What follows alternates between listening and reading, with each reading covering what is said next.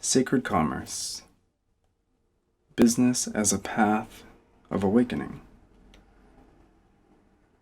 Matthew and Terces Englehart, founders of Cafe Gratitude.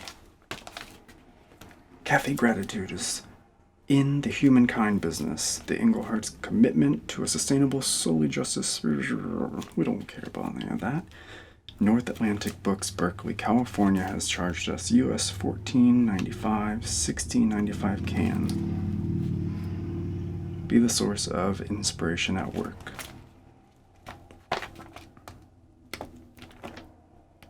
Forward. Hearing the Call. Chapter 1.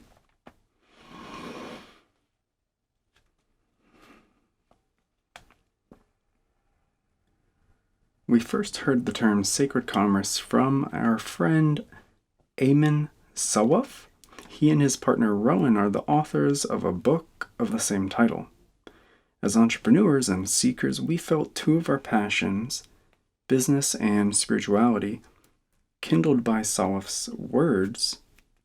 Another of his sayings caught our attention: merchant priest, referring to a past and present lineage of financial alchemists transforming the world through dedication to intentional enterprise. Holy business, consider the possibility. Eamon's words gave form to a new life purpose for us. Sacred commerce has been our navigating star ever since. With the rise of a merchant class, the Industrial Revolution, and the accumulation of wealth separate from church and state, money and materialism have monopolized the passion of our modern times. We give obeisance in tall corporate towers and worship obeisance? Interesting. And towers and worship in mega malls that dwarf our church spires in height and opulence.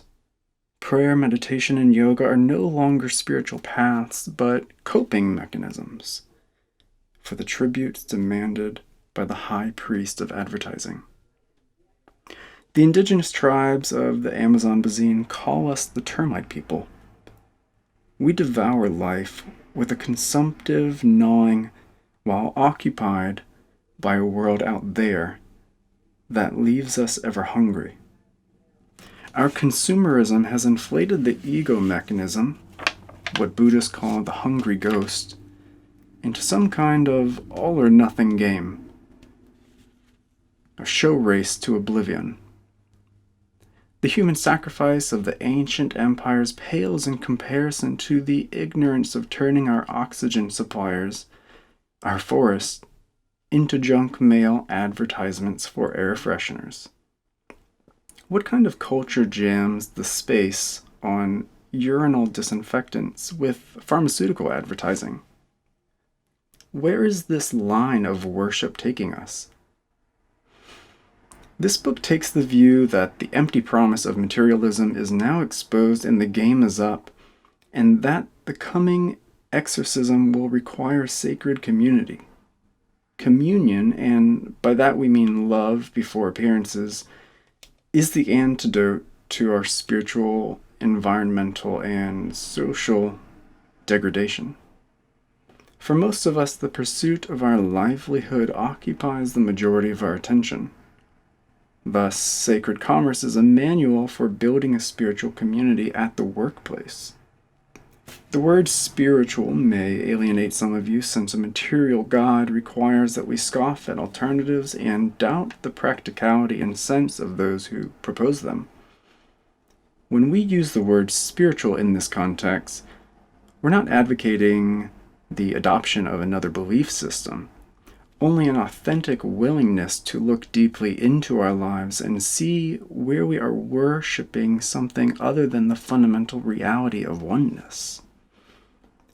Business is all about providing a service, product, or experience that the market wants. No business can succeed eluding this point. While ego pulls off the ultimate conjuring act, the subjective separate sense of I, we suggest that freedom from its aloneness is our heart's desire. Those in search of this ultimate well-being are a growing segment of modern society, and they are projected to soon constitute a $1 trillion market identified by the acronym LOHAS, Lifestyles of Health and Sustainability. Our Western culture is just starting to understand that life is an inside job and that our consciousness is the real present. Our success with Cafe Gratitude entails training a community, our employees, in love as the state of well-being and turning them loose in a retail environment. Human beings, customers, and employees are ready to awaken, and we all can make it our business. This reality demands that we inquire into what possesses us as communities and as individuals. It asks that we be open to acquisition and occupation by love. That's a platitude, your ego might protest. We suggest, rather, that this is a foundation stone of a heart-based culture, one that is not only necessary to our human survival, but all we've ever wanted. This is a big game. We're all for the cavalry coming to the rescue at the last minute and humankind arising in its finest hour, but the split, the wound, the shadow is hanging on for dear life. We don't think we have much choice. Certainly some will go down kicking and screaming, clinging to their Hummer's empty gas tank rusting beneath their feet. This false God, i.e., the ego easing God out, is persistent. Anyone considering the path of a sacred commerce manager, a corporate shaman, has to be ready for some resistance. The obsolete paradigm will give its mightiest tug as its very existence is increasingly threatened. Politicians who continue to deny the fact of global warming demonstrate the depth of this possession. Our sacred enterprise, Cafe Gratitude, is sometimes accused of being a cult because the perception is that we make people be grateful.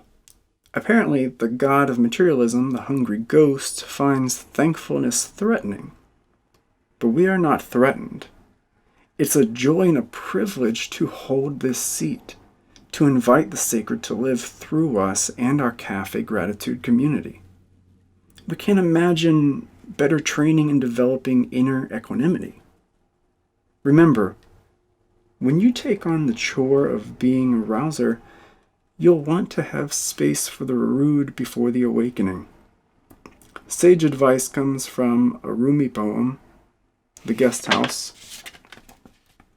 The dark thought, the shame, the malice, meet them at the door laughing and invite them in. Be grateful for whoever comes, because each has been sent as a guide from beyond. Rise from your seat and greet these guides. Being a messenger requires enduring the discomfort of others. Your ego's survival dialogue will seek to convince you that the unconditional love business is not your business. Your angels of doing will want to swallow your syrups? Number 2, of being.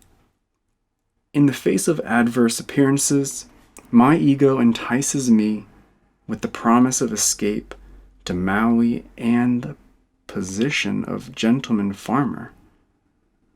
Welcome to an unreasonable life. We're the ones we've been waiting for.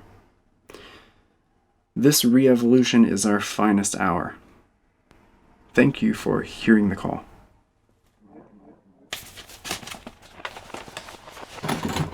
Coffee, everybody loves coffee. Water, we need it for survival.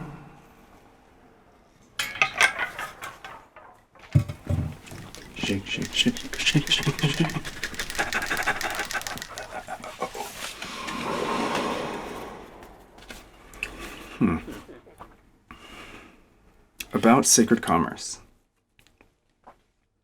Please don't relate to this book as some version of the truth. We don't take ourselves that seriously. When we regard something as true, then something else is untrue, and voila, we have splintered the oneness. Suddenly there is a tenet to agree or disagree with, something to compare with the past, something to resist, or perhaps a threat to a comfort zone. Sacred commerce is our created view of business. We invite you to try it on like a jacket. If you're inspired by how we hold the role of business for a realized humanity, then play with it. If you're not inspired, put the garment back on the rack.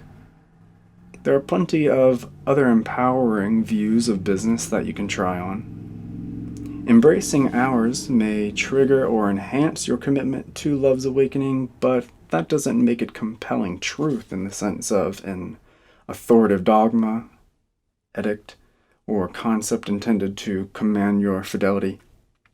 We use the word sacred throughout these pages. For us, it is a logos, completely interchangeable with God, love, spirit, Buddha nature, etc.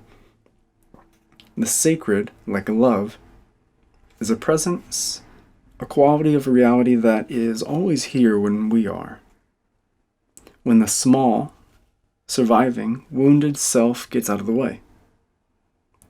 The sacred is mysterious, and while it may not be fully known, it is always with us, inviting our participation.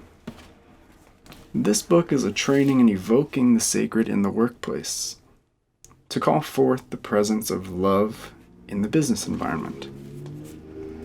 What does business have to do with the sacred? What is sacred about making money, being successful, and climbing the ladder of career aspiration? After all, current human culture is like an insatiable snake consuming its tail. Our unfulfilled, overworked consumer society is destroying our planet. We are in the midst of a destructive dream. Corporate tradition, rampant with greed, hoarding, scarcity paradigms, and blatant disregard for life is the litmus test that proves we have lost our way. This loss and the subsequent disconnection from reality and the sacred are eliciting the need for a new human being that is sourced by the eternal. A transformed humankind that lives life from inside out. This is a guide for business leaders who can hear the call of the sacred through the dense fog of materialism. Life is an inside job. Start some big foolish project like Noah. Rumi. There is power and freedom in being the fool. When we declare something completely outrageous, we are no longer dominated by the looming shadow of failure and the fear of mockery. When Mahatma Gandhi declared that the British would leave India, his game got so big, the opposition so formidable, his chance of success so slim, that he became free to act beyond anyone's approbation or disapproval. He became a victim of nothing. As Johann Goethe said, boldness has power, magic and genius in it. We know it seems foolish and laughable to announce that business enterprises are destined to become the new ashrams and monasteries. We realize that stockholders are unlikely to warm up to the idea of CEOs as facilitators of sacred transformation.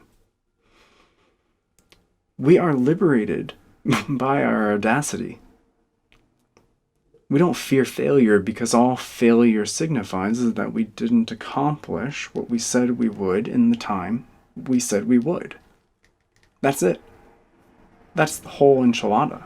No guilt, suffering, pain, or recrimination. Audacity is its own reward. Factor in any other baggage, and you add meaning. Some pathway for our doubting mechanism, the wound, to try to grab our attention and deter us. With meaning extracted from failure, we are free to propose that our workplaces signify a renaissance, and that our enterprise is going to birth a new community and a new human being. If we work 8 hours a day, 5 days a week for 50 weeks a year for 45 years between the ages of 20 and 65, we will have labored 90,000 hours. With an average 8 hours of sleep a day, this number represents 30 to 40% of the waking hours of our youth and middle age. Most of us invest our attention, which is all we really have, more on our jobs than anything else. Our employment often requires more of our worship power than that which we hold most sacred: family, health, God, and community service. As a result, we end up being martyrs on the job. Work is more sacrifice than sacred. We long to return to a simpler semblance of human being. With sacred commerce, we aspire to heal this wounded longing, this split between career and survival, between making a living and creating a self-realized, fulfilled, and vital life. This guidebook integrates that self-creation, which we choose to deem sacred, with a thriving, prosperous business, a business that becomes a sacred container for the transformation of the participants, expressed as prosperity and abundance. We hold these truths to be self-evident, that all men were created equal and were endowed by their Creator with certain inalienable rights, and that among these are life, liberty, and the pursuit of happiness. Thomas Jefferson. The new American Republic was revolutionary because it was founded on an association of our sacred birthrights, life and liberty, with the pursuit of happiness rather than on suffering and victimhood. This vehicle for the pursuit was business. From the beginning, Americans saw business as a means for becoming happy while enlarging everyone's life and liberty. And even though this was often not implemented as broadly or as perfectly as we might like, to the degree to which it became America's signature aspiration, it made our new world into a beacon for all who had a similar dream. Eventually, however, the robber baron paradigm eclipsed the Jeffersonian ideal, and pathways to business success began to emulate the old world model. Predation and exploitation as the route to riches for the business owner, and strikes, mob action, envy, and resentment became the class war reaction of a worker. A spiritual world separate from the material world is the ancient tale in which we swim. In this tale, our concern for survival, comfort, and health are separate from our relationship to our source and the mystery of who we really are. As a result, we put our attention on survival, on feeding the hungry ghost, while sacrificing indefinitely our aspiration to delve into the experience of spiritual fulfillment. In contemporary culture, our relationship with the sacred, if we have one, is mostly a private affair or is practiced in communities separate from work communities. Perhaps because of our smorgasbord of spiritual and religious choices and our sensitivity to being offensive, Our workplaces are mostly devoid of an intentional commitment to awaken humankind. How could a work community even agree to choose what exactly there is to awaken to? How would one start? In the case of the Mirembe Goamera Coffee Co-op in Uganda, a quality of a sacred was chosen as a business practice. Here, Jewish, Muslim, and Christian coffee growers chose to awaken and collectively work together in peace and cooperation. 558 families have put universal qualities of being, attributes of spirit, and a belief in oneness before dogma. No one has had to renounce their individual creeds. Peace and cooperation are qualities of everyone's God and everyone's being.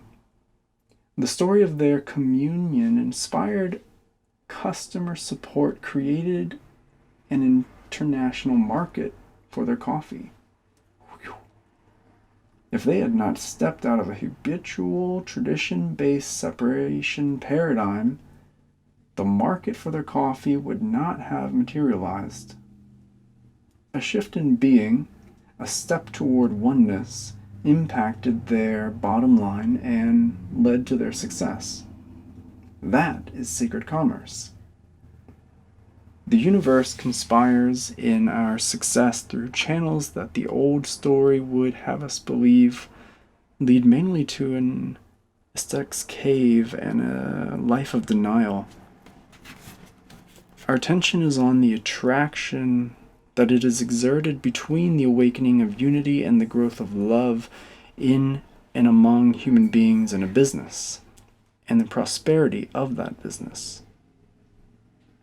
What we'd like you to consider is that the awakening is already here and is already happening, including at your place of business, perhaps unconsciously most of the time. The universe is always prodding us to drop the appearance of separation. Look at where you were personally suffering, and you will perhaps discover what it is that you were resisting. The point at which you are suffering is often the point where life is asking you to let go of something that no longer serves you, and oneness, if it ever did. Look at your business. Any discomfort or angst you find is usually an indication of that which no longer serves the enterprise. Discomfort is the flip side of awakening. Thank God for the environmental crisis, without which we would lack any planetary consciousness, any sense of one world. When we get attached to members of our cafe staff or begin to treat members or of our management team as if they were irreplaceable, it becomes easy to accommodate the wants and desires of a single personality at the expense of the entire business. Then we as owners begin to feel resentful and trapped. Actually, this trap is only our avoidance of an emotionally charged conversation, or the training of a better suited person. Life is already sacred. Spirit is always awakening to itself. Sacred commerce is the practice of consciously and intentionally cultivating the self-realization already in the process. Love is reducing the universe to one being. Victor Hugo. Consider that we are born into a condition of not enough. Not enough love, money, beauty, appreciation, time. To be human is to be not enough. Give attention to the possibility that all human communication, every word uttered in the human experience, is either a call for love, appreciate me, acknowledge me, validate me, approve of me, take care of me, hold me, or an expression of love. Thank you. I am great. You are extraordinary. I want your life to be successful. All our acts and words are attempts to presence, be in present love. Consider that love, or the desire for love, is the distillation of all spoken words and the motivation of all action. We are longing for love, crying out to connect. We yearn to belong, and we're not authentic about it. The cost of this pretense is resignation and a cynicism that deadens our lives, our labor, and our communities. Take away love, and our earth is a tomb. Robert Browning. Most Department of Motor Vehicle DMV offices are noteworthy examples of numb workspaces. The employees feel underappreciated by both the customers and the state bureaucracy. The customers feel dominated by the regulations. Everyone is just surviving the experience. No one intentionally says, let's go to the DMV and be numb. It's just that we don't feel safe or empowered to connect, to be love under the circumstances. As part of our pre-cafe gratitude experiment, we went to a DMV office in San Francisco and started asking clerks and customers what they were grateful for. We started directing attention to gratitude, the universal quality of God and love, and we were facilitating its expression. In moments, the space became palpably more buoyant. One clerk reported she had never been asked that question before and was thrilled to share with this about her family. Another said, imagine if we asked each other that question every day. This place would be rockin'.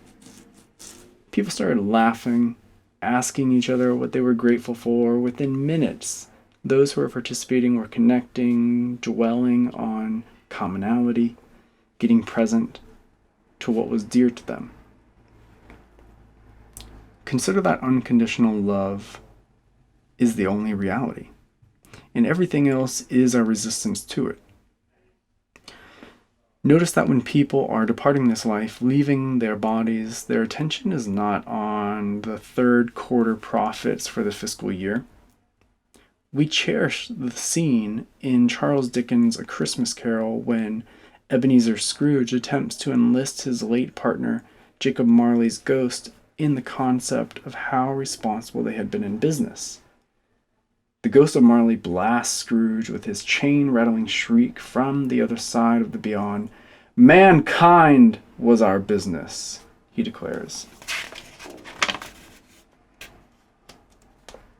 This little handbook is a training in how to have a business community intentionally serve the awakening of humankind, particularly the awakening of its employees and customers, all while maintaining the new bottom line. We all want to take care of each other, but we're afraid to do so.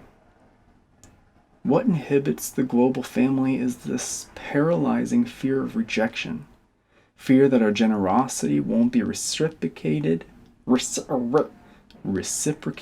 Give me Christmas gifts.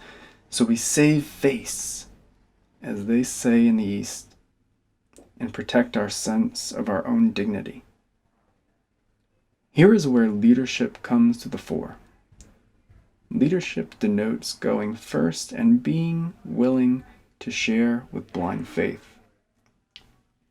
The paradox is that there is nothing to protect.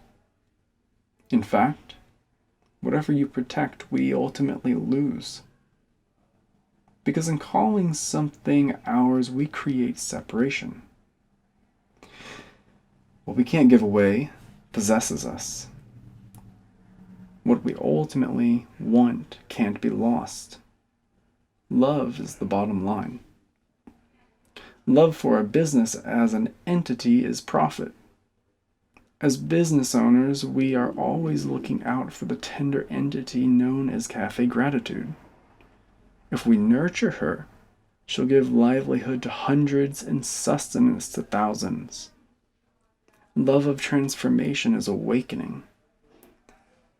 Are employees inspired by their lives? Is your business bringing forth a new consciousness? Is your business a nurturing presence to all of earthly life? Profit and success demand it. Love of the earth is sustainability.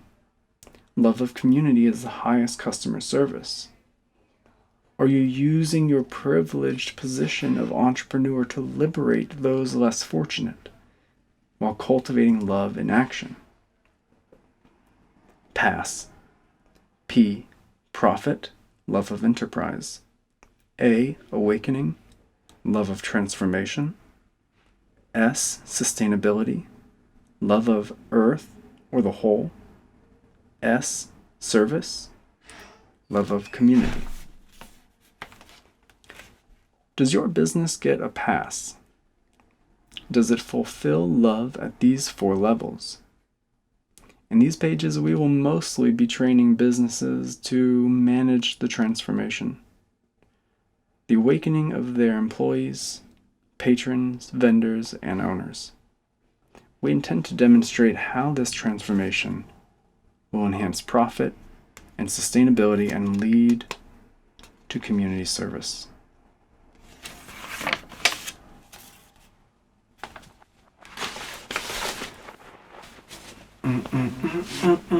Stretch, stretch, stretch. Everybody likes a good stretch.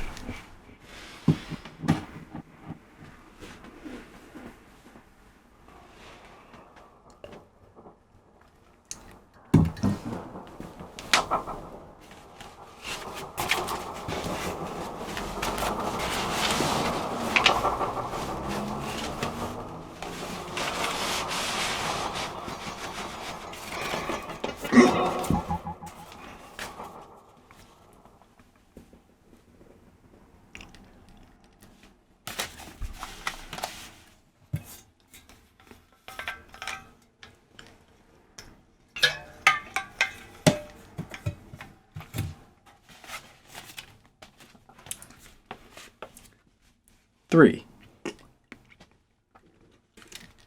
Our 4 insights. We have discovered spiritual insights that source and support our business. These constitute an important foundation that guides our growth and choices. Create a sacred place. Be the space for all of it. Be in the game. Be an invitation. I recall a time on our organic farm in Maui when Matthew and I were first entertaining the idea of opening a raw foods vegan restaurant. When we considered what lay ahead if we chose to proceed, we tried to envision all the possible challenges, struggles, and inconvenience attendant to such a commitment. Similar experience have enveloped us each time the prospect of opening another Cafe Gratitude has presented itself. Yet when we take that same prospect and view it through the first of our 4 insights, create a sacred place, we light up, become inspired, and easily move forward into the creation of whatever is next. Consider that the energy that goes into creating a sacred place is quite different from simply setting up a business, an office, or a branch. You are being challenged to bring the sacred into all aspects of your creation, into each choice, each purpose, and each element of design. You are participating in a holy act. You are connecting with the divine while creating a place for others to step into. Can you see that creating a sacred place is very distinct from what you might consider to be the process of setting up to go into business? All of our cafes represent a one-of-a-kind milieu and residence. We work on every aspect of the design, operation, staff, and community atmosphere to foster this alchemy. We want people to step inside and enjoy being present to something distinctive, something once in a lifetime that is creating an unexpected experience. We're rigorous about keeping this spontaneity in the forefront of our cafes so that most of our attention is focused on inspiring ourselves, our managers, and employees, challenging every human being engaged in our enterprise to be bigger and bolder in their expression of the sacred, their realizations of love. This also means keeping the space that is Cafe Gratitude impeccable and caring for it as you would a temple or shrine. When a patron enters this space and begins complaining about what we do or don't offer, or an employee is resisting handling a difficult customer, we remember that being the space for all of it is our second guiding insight. This means holding the space for anything and everything, all expressions of life and human being. Some establishments display signs that state, "We reserve the right to refuse service to anyone." We, on the other hand, say that although you may not be seated and dine with us, our interaction with you will come from being of service to the whole, to the one being, tending to the collective wounds and opportunities to heal. We will treat you with respect and love and interact with you in a way that leaves you cared for and heard. We are in service to everyone who enters our field of vision. This is manifested in our belief that whatever transpires in Cafe Gratitude is going to be a blessing. This faith is reflected in our creation of a space for all of it, where being in relationship with the difficult patron is just as much a blessing as being with the courteous and friendly ones. That's part of what makes our restaurant sacred. Nothing unholy can happen here. Labora est ora. Let work be your prayer. Saint Benedict. We ask that our employees be present to each patron without distraction. We term this being clear. We also ask them the question of the day. Some days our employees may not come in willing to be cleared, may not want to ask the question of the day. Managers may not feel like they have the time to check in on what breakthrough an employee may be open to at this time. Work manifests in many forms, but let's discuss two of those models. Early Christianity practiced labora est ora. In other words, prayer does not necessarily consist only of a special time set aside and away from distractions, but in the realization that every moment is sacred and every act of labor we perform is meaningful when done with a clear mind and intent, focused wholly on the task at hand and consecrated to the beautiful mystery of the moment. The traditional wage of employment is one in which alienated employments force themselves to suppress their beckoning stream of personal anxieties, obsessions, and desires long enough to do the work for which they are receiving a wage. This often leads customers receiving service that is not really service, but rather acquiescence to the necessity of the worker to earn a wage by minimally fulfilling the needs of the customer.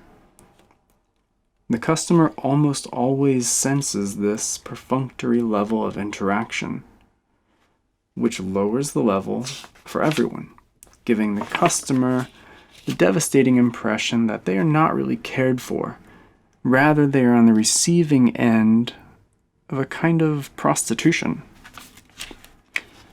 Our insight into the worker-customer relationship says, be in the game. How can we be encouraging customers to create and play a game of shifting their attention, utilizing their worship power to connect with qualities of the divine if we aren't? Being in the game ourselves is essential to inviting others to play. Many people have commented on how Cafe Gratitude employees are actually happy, not pretending to be. How they are present to the customer, giving that person all of their attention and commitment in that moment. These unique elements are a big contributing factor in the success of our enterprise, and this is something every business person can understand. When our service is exemplary, it is because our employees are present and in the game. The integrity of your business depends on your employees being in the game. It is also the foundation for employees being inspired in all areas of their life from their participation at work. When you are in the game, you are participating this view of life. And the more you practice it, the more freedom you will experience from old patterns and views that have previously inhibited you or your life. One of our managers had a school loan that every month left her feeling angry, financially inhibited, resentful, and hopeless. We worked with her in taking on the truth of how abundant her life already is, how much she has to be grateful for, and how she could still have the same loan due every month and yet be enjoying the life she is living right now. That is her experience now. After taking on the practice of seeing her loan and her life in a new way, she has created a home she loves, drives a car she is proud of, is in love with her partner, does work she honors, and creates opportunities she couldn't even have imagined in those early days of feeling stuck by her situation. Being in the game opens us to possibilities that are hidden from view, and we all can see are the limitations of our circumstances. This consciousness that we offer to our employees is returned to us and to the customers in a mutual exchange of helpfulness and loving kindness that is not a commodity but a living affirmation of how the universe works. Any other behavior is unprofitable. It isn't always easy to be coming from one perspective while working with or serving people coming from another perspective. This is what the fourth of our insights addresses when we say, be an invitation. It is paramount that we don't start making others wrong or feeling that our view of life or business is the right view, implying that any other view is the wrong one. People can only resist, defend, or protect whatever their view may be if we start from a premise in opposition. Being an invitation is just that, a request to participate, come forward, open up to the possibility of an exchange of affirmations by offering a welcoming and encouraging gesture that signifies we want to deal with the real you. It has to be okay if they choose not to. We don't diminish our loving or serving them, and we continue to participate with them in an inviting manner. We try to teach our managers and employees to see that a no doesn't mean anything other than not right now. Any other meaning is extraneous baggage. Without the additional baggage, we can continue to become increasingly powerful in being inviting and making requests. Take a moment now and look at your business model. What do you see that these spiritual insights might provide for you and your company? Create a sacred place. Following our guidelines for creating a sacred place, when customers or anyone walks in, what they see elicits the sacred, inviting them to think about themselves and others in a new way, inspiring them, supporting them in shifting from their habitual ways of thinking and acting, prompting them to step inside a unique experience, surprising them, encouraging them to discover and take in more, and inviting them to ask questions and open up, evoking and awakening. There are many means by which this can be accomplished. Through artwork, the display of inspirational quotations and aphorisms, the decor, and perhaps most importantly, how your people interact with your customer. How do your employees greet your patrons or clients? What is their context for work? Why do they work with you? What are they providing the customer, and what are you providing them? So much of sacred commerce takes place in the unseen, the unsaid. It's what we call being. We have all probably heard the saying, who you are being is so loud I can hardly hear what you are saying. What really creates any place as sacred is fueled by the being love connected. It's best to always be looking through the eyes of the customer as we commit to keeping the sacred in place. And remember, we're able to manifest what represents the sacred by being present. Be the space for all of it. So much of what prepares us to be here now, for whatever may present itself, relies on how we see ourselves and how we see what we provide for others. Are we nudging ourselves and thus judging others? Are we judging ourselves and thus judging others? Do we have room for our human experience and therefore room for the experience of everyone else? We have learned that a person's ability to have room for all the many expressions of life relies on the person being secure and centered in her or himself. Being and staying clear is essential to being able to hold space for others.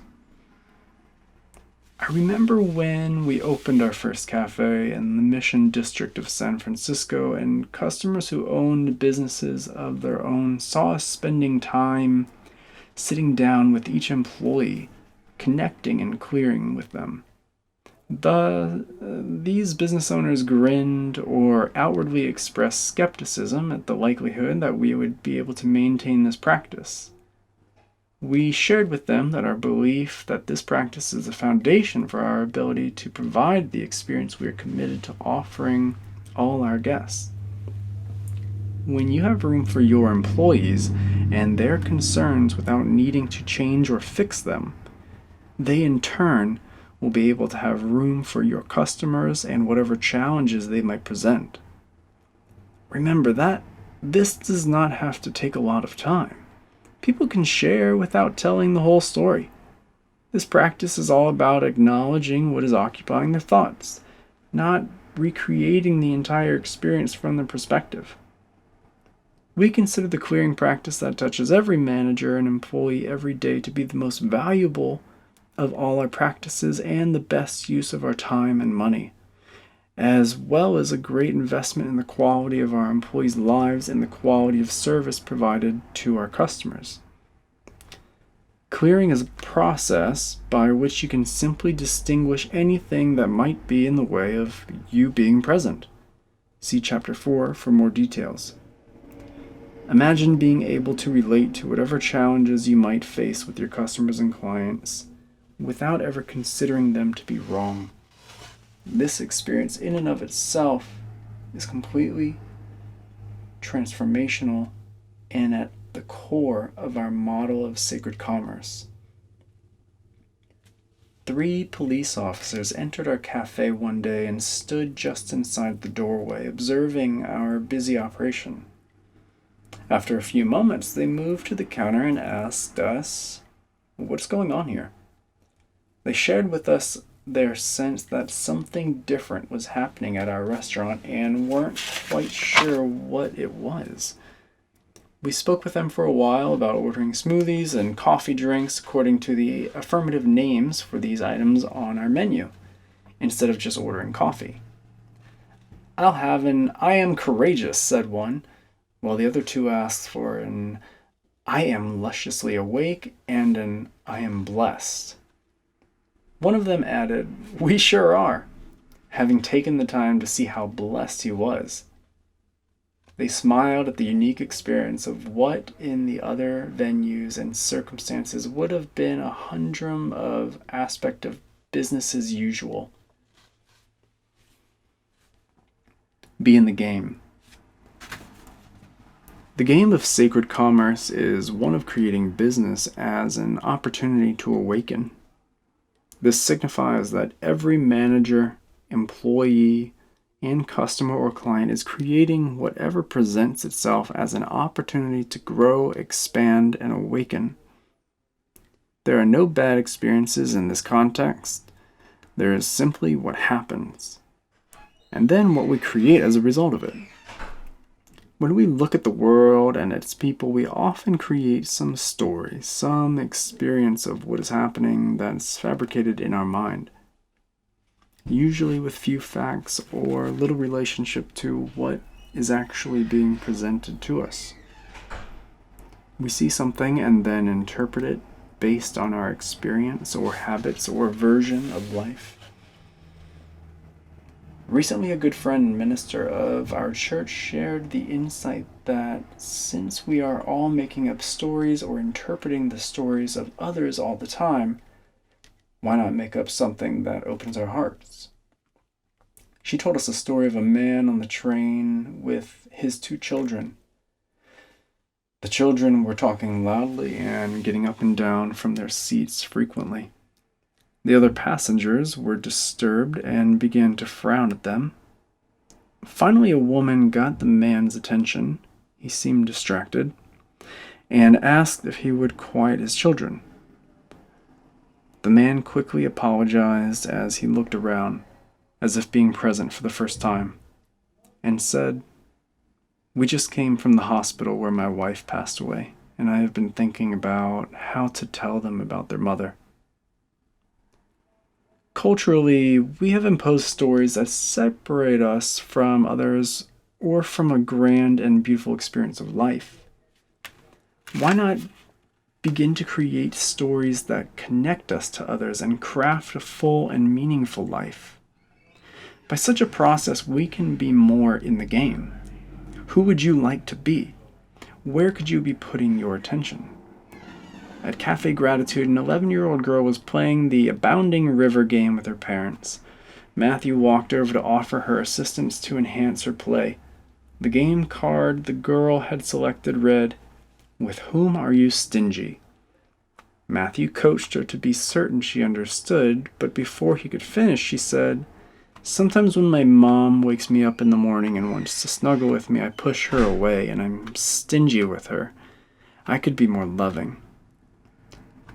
Matthew observed tears welling in her mother's eyes, because the girl was really being in the game. She made an enormous difference for her mom.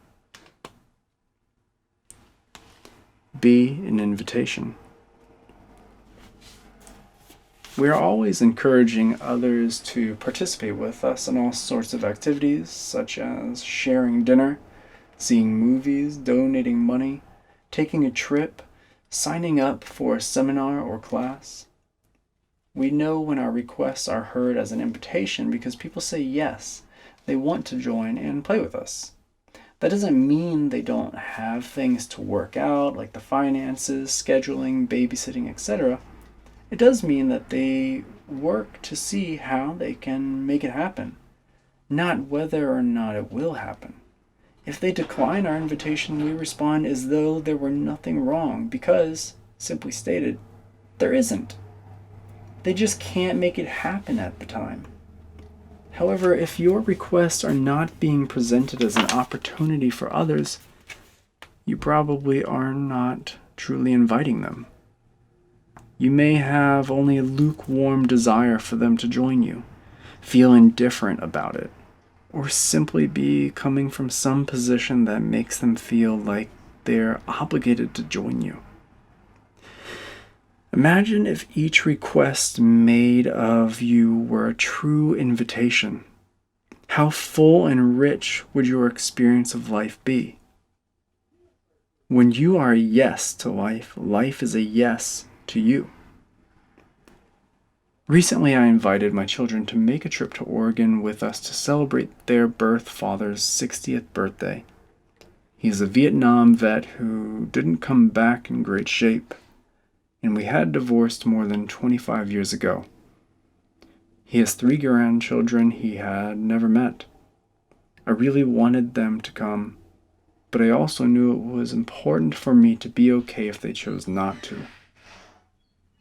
They did choose to make the trip, and it was so healing for all of us. I am grateful that my request occurred as an invitation to them.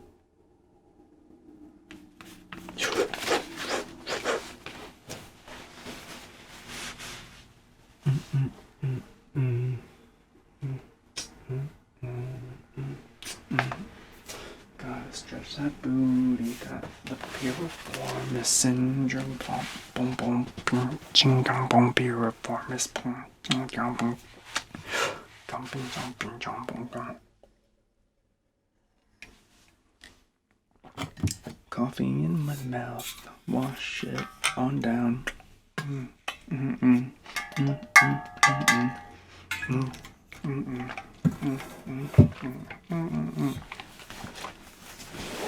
Straighten out my legs, I need to be good.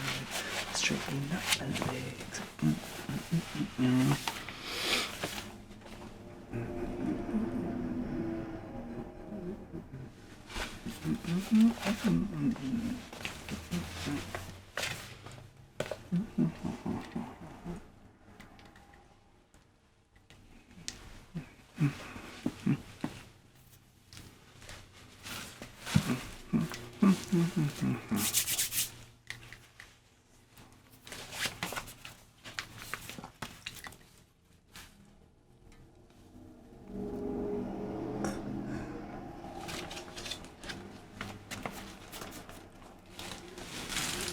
Four.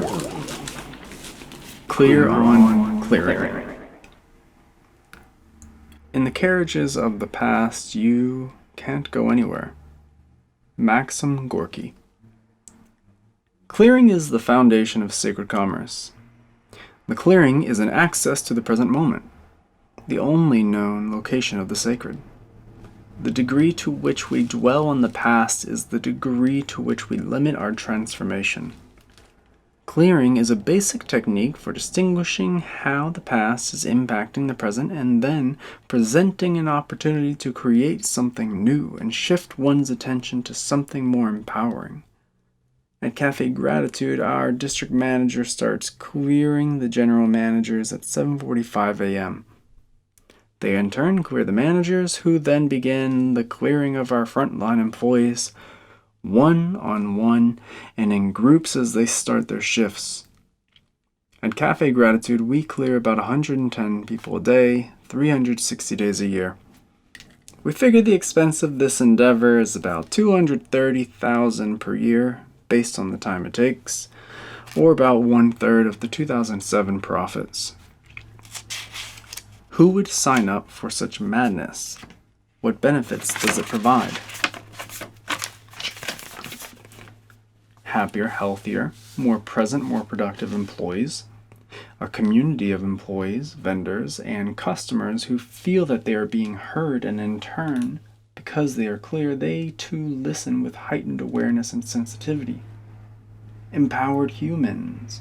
When we are getting cleared daily, over time we begin to understand that one's consciousness is the source of experience, and that we are the one making it all up.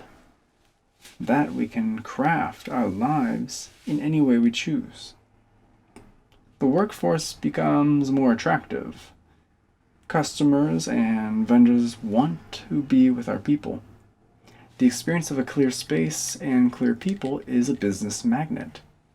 When employees are present, they are powerful and creative because in the present is the only place creation exists. Clear people are more generous and grateful. When you see that your experience is your creation, you are free. When you are free, you are looking less to the outer world for fulfillment. What naturally arises is thankfulness and the desire to serve. Here is a sample of what our employees have said about getting cleared. The difference it has made is that I am given a chance to tell the truth every day, and in the truth lies freedom, and I like freedom. Daily clearings have made such an impact on my life, I feel like they get me present to the choices I have. Each and every day I get to acknowledge how blessed my life is. I get to choose to step into service with a clear and open heart. It keeps me out of my head and in my heart. I get to connect with the person clearing me like I never knew was possible. I don't feel alone when I'm clear. Being able to say what is really going on for me, like the dark stuff we all hide from everyone, allows me to let it go and really live life full out. Before getting cleared, I never thought about being present or about gratitude. I feel integrated in my work, like my whole self is present and being acknowledged. It quiets my mind. I get a break from all that mind chatter. I get to step out of myself and shine a light on who I am being and see if I want to change anything. It takes me out of unconsciousness. It gets me to see how great my life is and how great I am. Clearing has created the sacred space for honesty, integrity, mistakes, miscommunication, and judgment to have their own place without attachment or meaning. Clearing gives me the opportunity to connect on a deeper level with myself and spirit, dissipating the boundaries of separation. Being trained in clearing has allowed me to move through my emotional states in a way that honors the experience I am having, without attachment to remaining in that place. I look forward to being cleared every day because I recommit to focusing on what is already working about my life, what is already going right, and how I am truly blessed in each moment. Before being cleared, I didn't quite know where to put my emotions, thoughts, judgments, and opinions. I felt stuck with them. I didn't understand that where I put my attention creates my experience. When I was able to practice this daily, I saw a dramatic shift in how I dealt with things that came my way. I began to experience being present, often, not only when life was going my way, but in the face of conflict.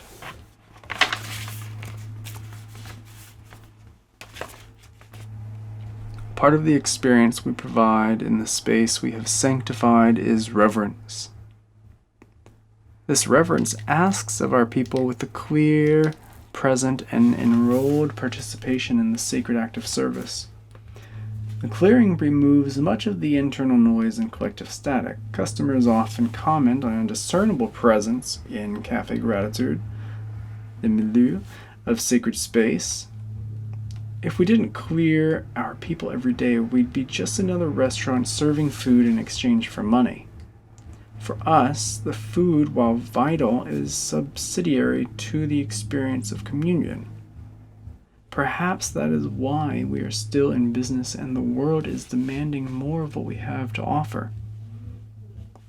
Our society is hungry for meaning, fulfillment, healing, and connection. In sacred commerce, we manage the being, and the being manages the doing. If your enterprise adopts clearing in its business model, your operation will be practicing sacred commerce. How to clear? It is in giving that we receive. Francis of Assisi.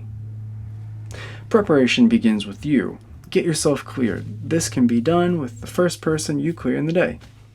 Be with the person you are clearing, noticing any resistance to looking one another in the eyes.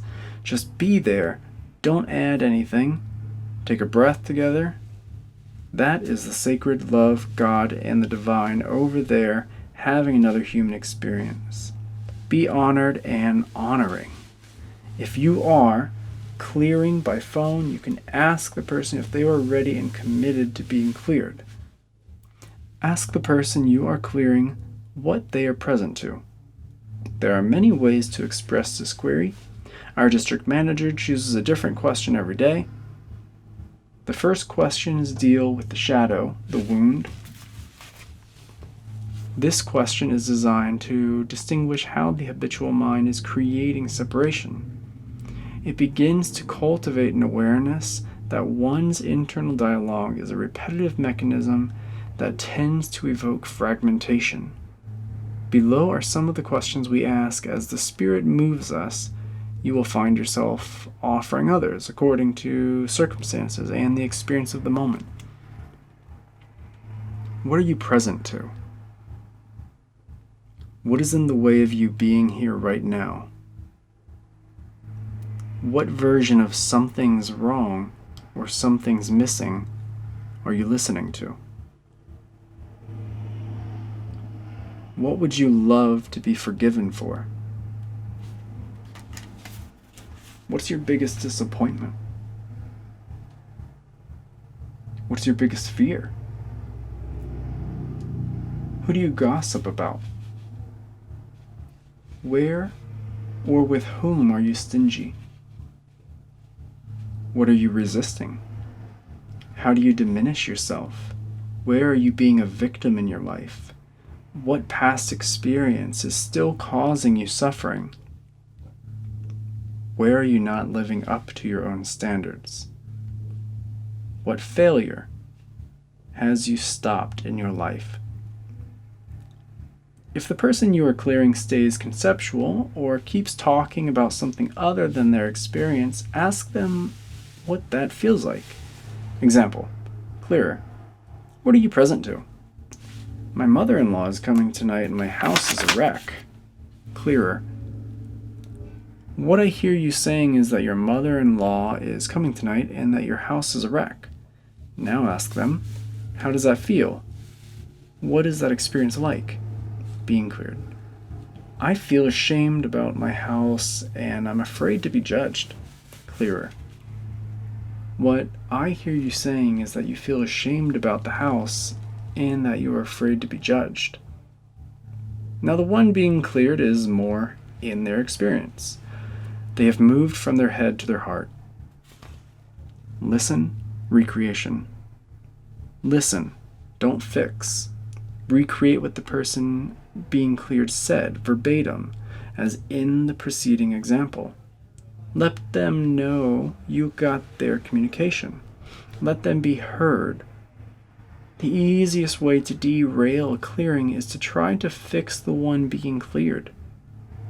In the situation with the pending visit from the mother-in-law, if I had offered to send over a cleaning service, I would have validated the story that the one being cleared was living in. I would have moved their attention from their consciousness, something they have control over, to their circumstances. That would only deepen the illusion that life is about getting conditions right. Trying to master the circumstances is the source of scarcity and suffering. Mastering being is the source of freedom. Do not coach during a clearing. Creating something new. This question is an opportunity to shift one's attention to something new, to be present now, to love one's life. Here are some examples. What are you grateful for? What do you want to be acknowledged for? What do you love about your life? What is blessed about your life? What does your community love about you? What do you love about your parents or mother-in-law? What moves you? What inspires you? If money were no consideration, what would your life be for? Who has been a contribution to your life? What do you have an abundance of? In what way do you make a difference in the world? What do you love about this present moment? What is your life for? Acknowledge the person being cleared. Thank them for being there, for the commitment to experience this bold adventure. Be moved, for when you are moved, they are clear. This is perhaps the most important step. When a newfound freedom and connection with one another often occurs, remember, there doesn't have to be evidence for acknowledgement. In speaking to the one being cleared, acknowledgement is the space that the clearer creates for the person being cleared to step into. The responsibility of the person doing the clearing is to dig deep, to be present to the contribution the employee is. This is not a rote process between management and employed. The clearing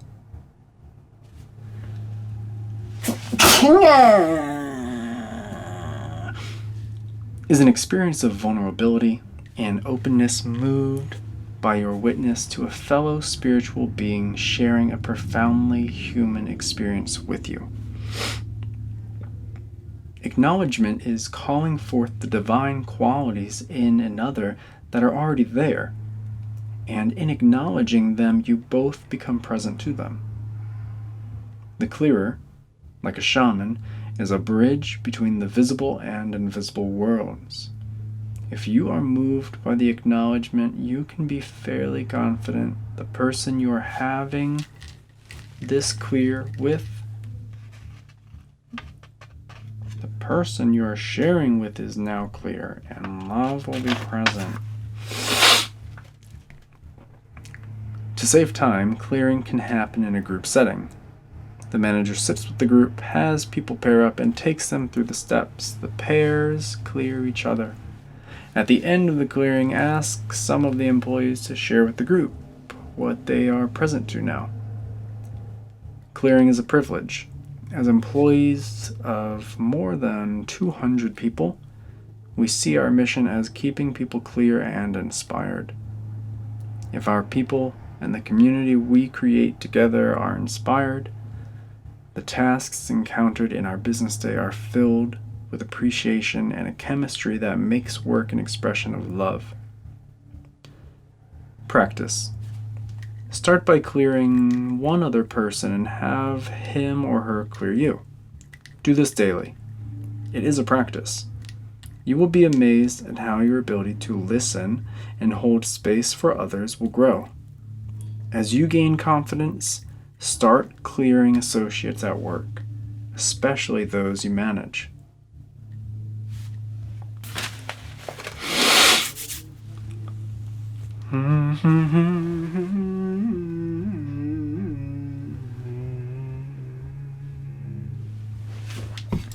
Everybody loves coffee. Everybody loves.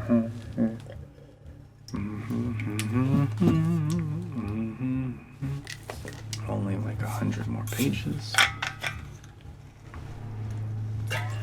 I wonder if they made up the term clearing. Or, I mean, obviously it's a word, obviously it's a term. I wonder if they're pulling from a different discipline, or if that's just a term they came up with for their business's practice.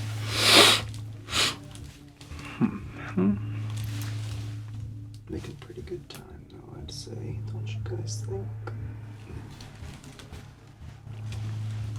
Who's that? 5. The calling of mission statements. Mission statements are an opportunity to align yourself, your employees, and your customer base with your commitments. It is most important that these statements are written in the present tense so as to always be current and happening now. The mission statement is a promise of what you will deliver as well as what you aspire to. When your people read it, the response is a big yes. There have been many times when one of our employees stands on top of our chair in the middle of a crowded cafe and asks everyone to pay attention as he or she reads our mission statement out loud. Imagine that happening in your business.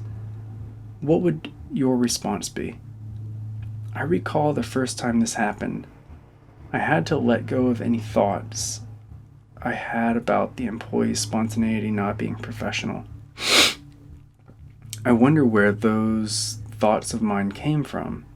And when I looked, I saw that I had been taught that professionalism was not outspoken, but rather demure and reserved.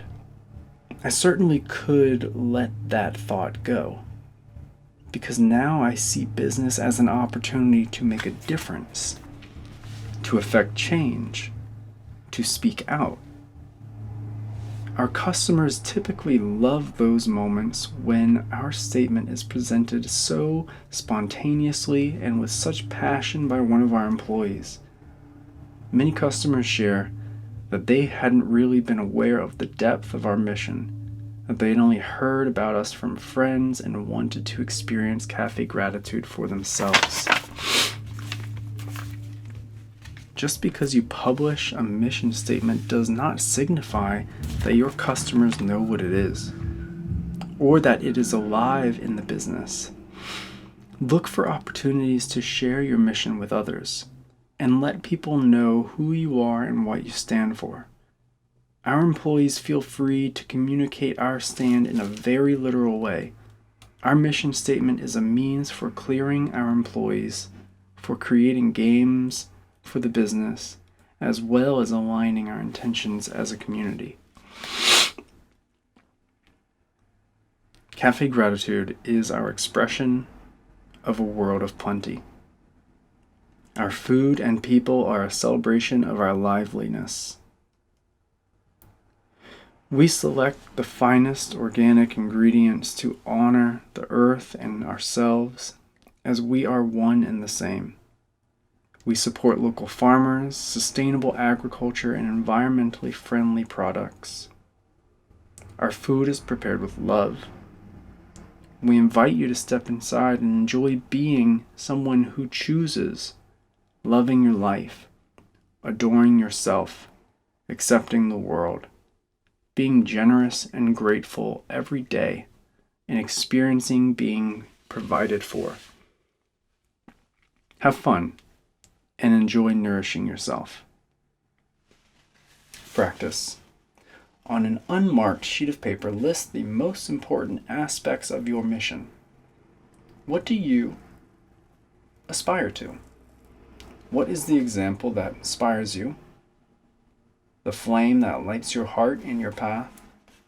Now take those and include them in a statement that challenges you to be bigger and brighter than you have thus far conceived of yourself. Continue to refine the statement until what you read inspires you. Remember to include the elements of the quadruple bottom line: profit, awakening, sustainability, and social justice, or PASS.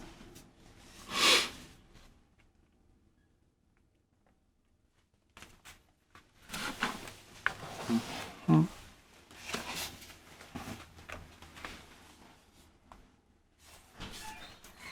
6. Being a source. We don't see things as they are. We see them as we are. In this huge, foolish project, being is what we are thinking, what we are saying to ourselves and others, what we believe, how we act, and what our attitude is. What we are thinking, speaking, believing, acting, and what concept or attitude we choose to adopt about our life creates our experience. Our life is who we are being about the conditions of our life. The condition of our business is who we are being about it. As noted, we estimate that it costs Cafe Gratitude LLC approximately $230,000 a year to clear our employees.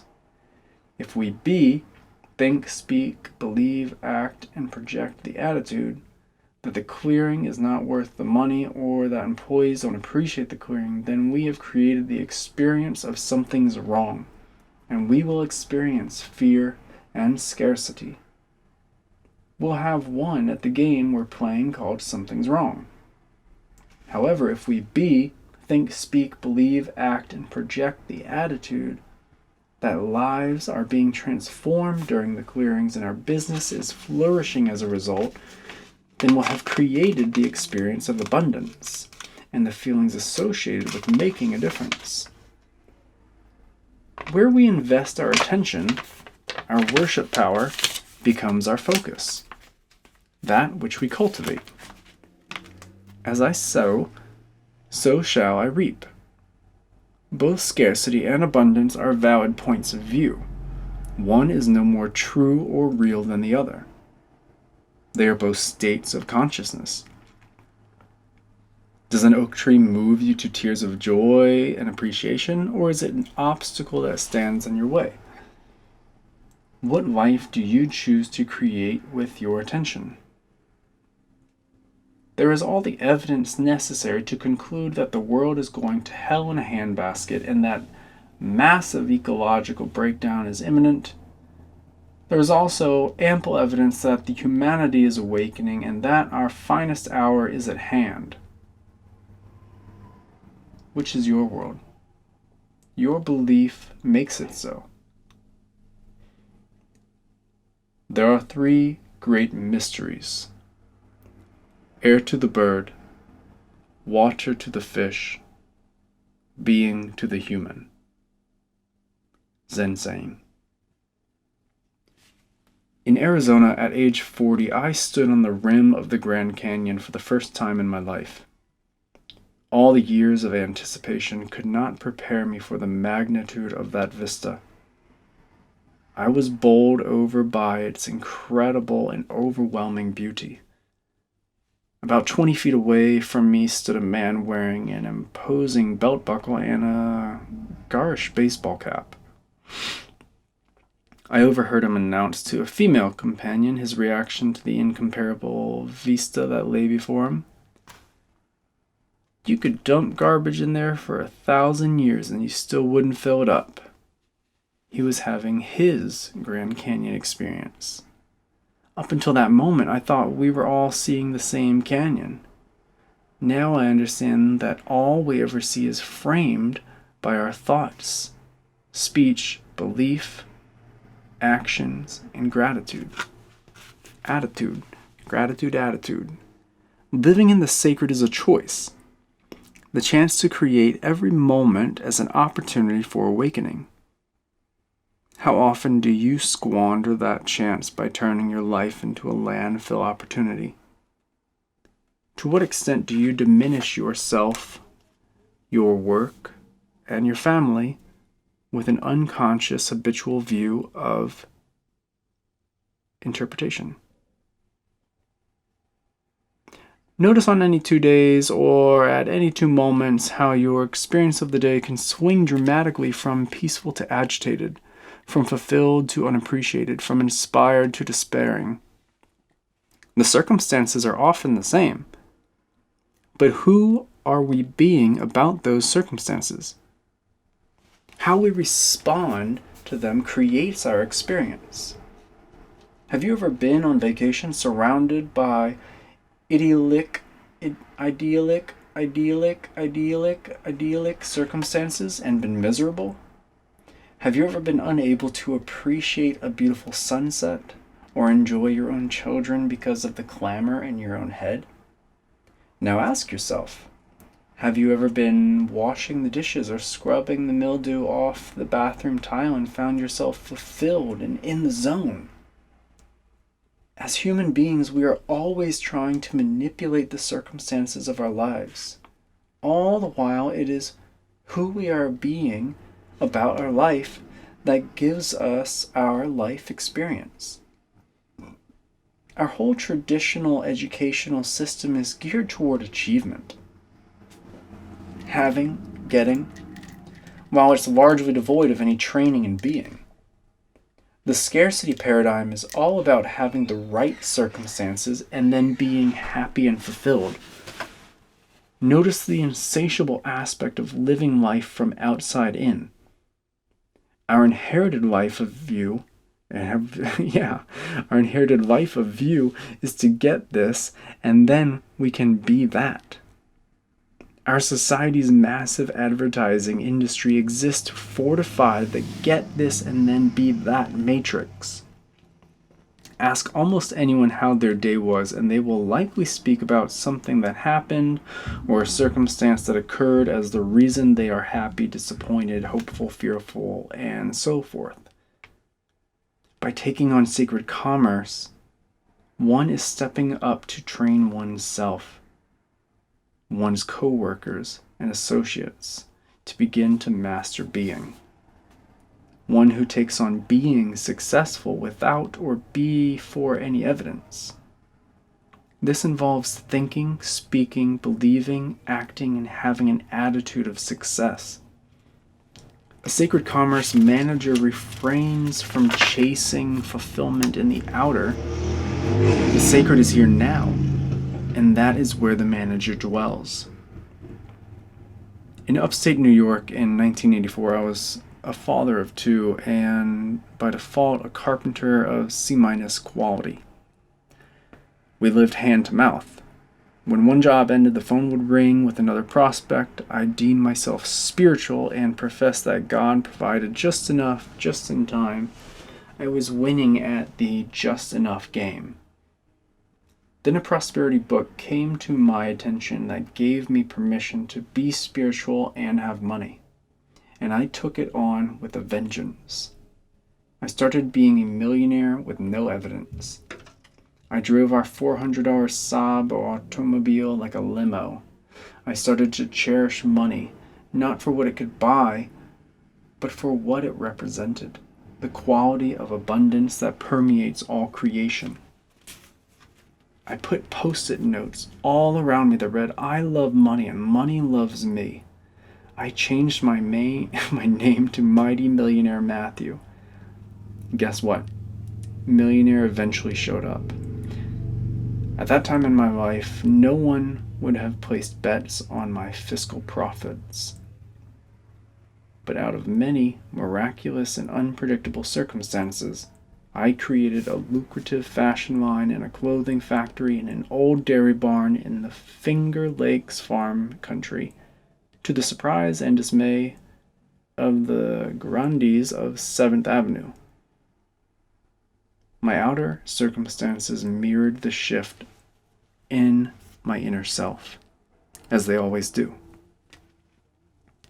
Is there any scientifically verifiable proof that my material world shifted as a reflection of my being? No, there isn't.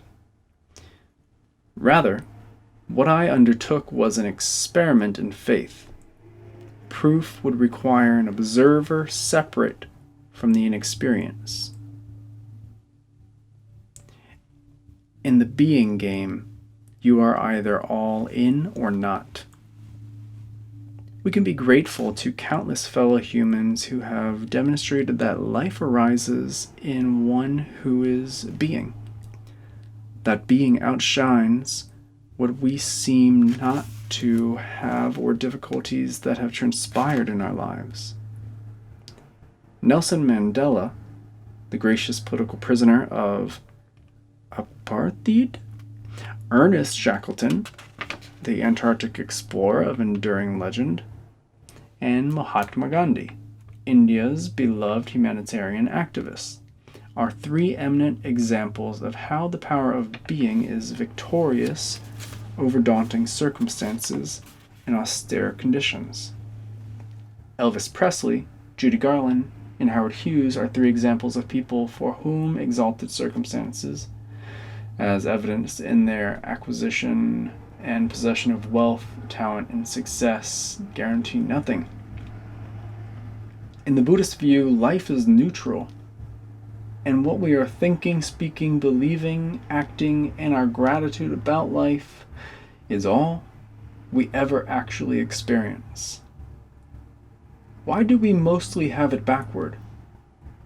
Why do we put so much emphasis on the doing and managing the outer circumstances, on getting somewhere, and so little on being? This backward approach to life is the source of our scarcity experience. It's like looking at yourself in the mirror and trying to change the image you see by painting on the glass. No matter how much you paint, there you are. Notice how we fill up our day doing something, getting something accomplished so we can be satisfied, like a deal we make with ourselves. What we check off as accomplished on our to-do list becomes our satisfaction meter. Consider that we can practice being satisfied and fulfilled now. In Sacred Commerce, we take on the view that we can't fail because our mission, the transformation of the planet, is so Herculean. Nice. We can't be attached to the result. A transformed planet requires a transformed self. Transformed means continually giving up whatever is in the way of love. A Sacred Commerce manager is someone who is being present to love in every situation, who compassionately holds the space for the upset, the shadow, the resignation, the cynicism, the stormy weather to move through us and past us. One of our top managers set up an appointment to talk to us. She started sharing all her disappointments and incompletions as we listened. She was speaking in a way that felt like she was making everything wrong, and yet she is highly trained to not be a victim of her circumstances. Eventually, we heard how afraid she was that she was being nudged from the inside by her own intuition to shift her focus and go more deeply into her spiritual training, and she was resisting it. She was afraid of letting go and of what she had built with us. When we could simply be with her experience and let her share without reacting or defending, she was able to embrace her fears and see that what she wanted most was to step down to a lower level of management, making more room in her schedule to pursue her private training. We were able to support her moving beyond her fears into empowering her intuition, which is at the core of our work. So she no longer felt stuck and unappreciated. We don't often look at it in this way, but we can handpick what thoughts we have, how we speak, our beliefs, the actions we take, and the attitudes we entertain. They may seem automatic, and they are often try not thinking or attempt to stay absolutely still for a long period of time. But those thoughts, words, and actions that we frequent, those that impact our lives, are the ones we practice to the point of becoming habitual. We are indulging in them, adding to them, and yet it appears to us that we are just that way. I don't make enough money. I'm not inspiring. I'm not social. I'm a klutz. I'm too fat. I'm unorganized. I'm an addictive personality.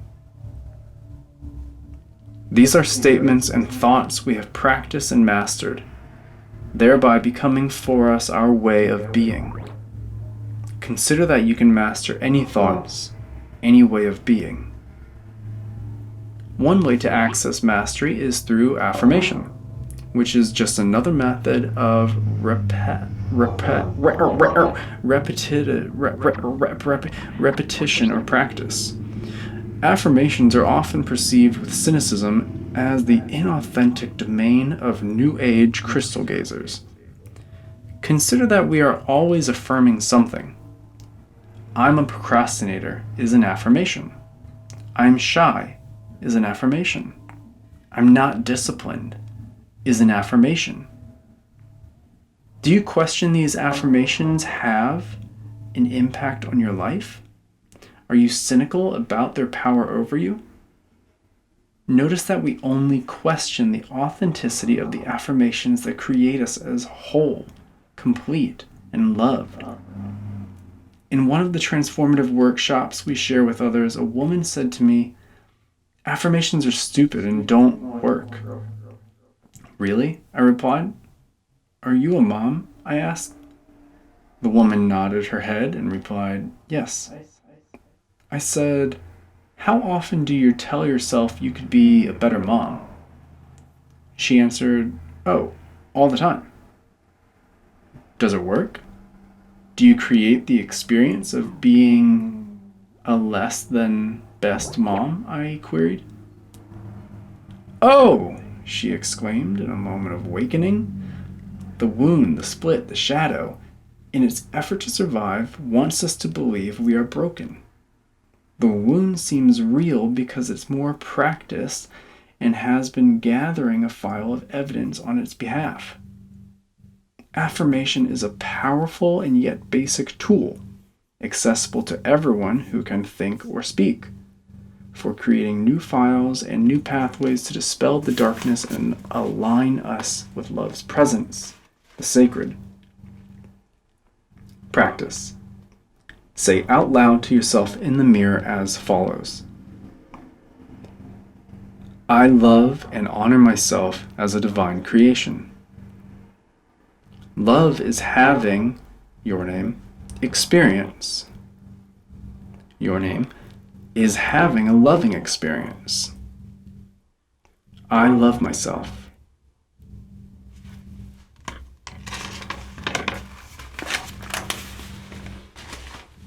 Stretch, stretch, stretch. Everyone likes to stretch.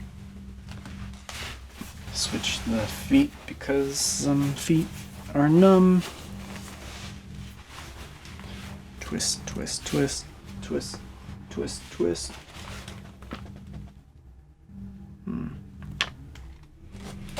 Coffee, coffee, coffee, coffee, coffee.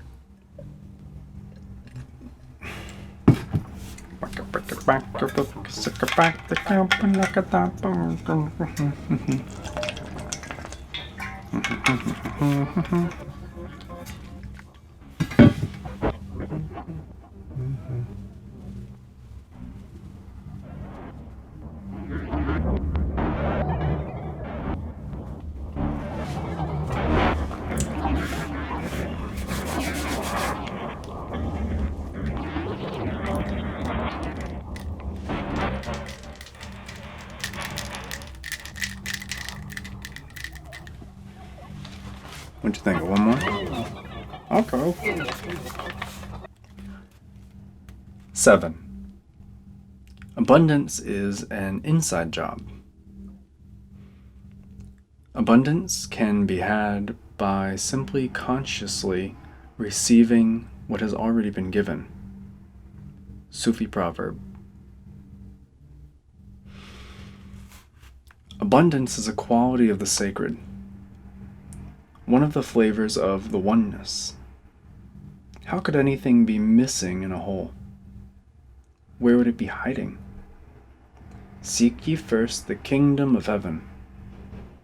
First be the oneness, the abundance, joy, happiness, love, freedom, health, creativity, and all else will be given to you. This is our divine birthright. In fact, these qualities are always present, though we aren't always present to them. By abundance, we mean the assurance and knowledge of being supplied. By supply, we mean resources that support our material existence. Money, food, shelter, clothing, vacations, hot water, clean streets, verdant parks, music, tools, gasoline, transportation. It is easier for some of us to think of joy, love, and happiness as spiritual attributes. And it's often a bit of a stretch to think of an abundance of supply as a property of the divine. Part of this training, this being abundance, is living in the assurance of being supplied as a mindful practice that connects us to the sacred in everything. In being peaceful, we have peace. In being loving, our experience is love. In being joyful, we are present to joy. These qualities don't exist out there. Being abundance is our access to experiencing abundance. The faith that we are supplied, that the universe is hardwired to furnish us with all our needs, the key to receiving this infinite storehouse of abundance is conscious gratitude for what you have already received and faith that you are going to receive more. Either individually or collectively as a work community, if we devote our attention to being supplied, the universe will mirror and be sculpted by our consciousness. To everyone who has, more will be given, and he shall have an abundance. But from the one who does not have, even that which he has shall be taken from him. Matthew 25:29. The stock market and the economy are vivid demonstrations of this principle. The value of the nation's economy is beholden to our moment-by-moment consumer and investor confidence. The worth of a company or a property may vary greatly in any given day because of the collective public perception of its value. Regardless of its authentic assets, our collective experience of financial well-being is based on our ability to trust in the reality of our financial well-being. Trust and confidence are not bound by conditions. They are a matter of attention. Look and see if your own prosperity barometer, your experience of economic fulfillment, is a function of the faith, confidence, and trust you have in yourself, your life, and our universe. Regardless of our circumstances, our balance sheet, our indebtedness, we propose that our moment-to-moment awareness of material well-being is a function of conviction and the barometer of our prosperity. Let us learn to think of dollars as we do leaves on trees, or oranges, as the natural and inevitable result of the law active within. There is truly no need to worry even when the trees appear to be bare, as long as we are conscious of the truth that the law is even more operating within to bring forth fruit after its own kind. Regardless of the state of our finances at any given moment, let us not be concerned or worried, because we know that the law acting in, through, and as our consciousness is at work within us, when we are asleep as well as when we are awake, to provide all those added things. Joel Goldsmith, 20th century mystic. Let's briefly switch from a study of abundance to the contemplation of sacred relationship to illustrate a point. For example, if you are trying to get a relationship, if your orientation is to love is out there, like an external commodity to be acquired, you'll be left unfulfilled, even if you are in a relationship. Having a relationship is no guarantee of love. Having money doesn't guarantee the experience of abundance. Notice how the richest country in the world perceives that it still doesn't have enough stuff, like oil. We'd apparently rather go to war to secure more stuff than practice being fulfilled by the assurance that there is always plenty for us. For obvious reasons, the Tao of abundance is a sacred commerce practice. At Cafe Gratitude, we have 8 general managers who are paid the same salary.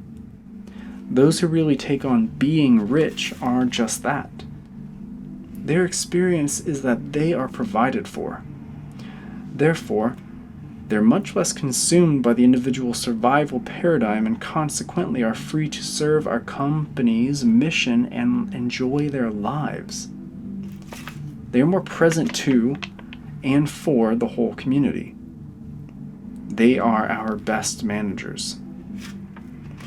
In any enterprise, managers who present and invoke abundance as an inner quality are a huge asset. The flavor of abundant leadership is that there is no place to get and nothing to prove. Life is here and now, and anything is possible. By letting go, it all gets done. The world is won by those that let go. But when you try and try, the world is beyond winning. Lao Tzu. The only failure would be to make failure signify something. Life already turned out superbly, so a manager steeped in the sacred blesses every dollar and plays the game of business full out. Customers, employees, and vendors are inspired by the freedom of their non-attachment and want to participate fully in the enterprise. Imagine a business where everyone is developing abundance consciously and holds each other accountable for being the source of their supply. How might a work community improve if we held each other in our lives as a whole and complete in the process of awakening? We are present to the radical consciousness that this belief represents.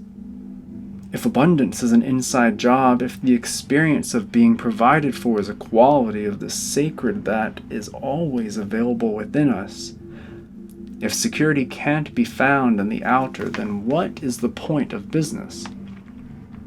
Remember, commerce is a vehicle for the sacred to take shape, form, and substance.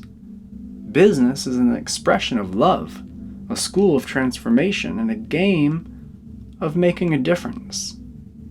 Now you can play it with conscious intention.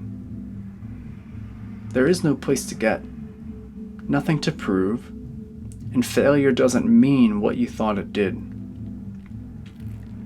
Now you get to live the extraordinary life of a merchant priest, a director of consciousness, a managing partner for God. Practice. Have managers practice with each other and with employees. Say this 11 times to a partner and then switch so your partner can say it to you. I am giving up wants I no longer need. I am completely fulfilled in this now moment.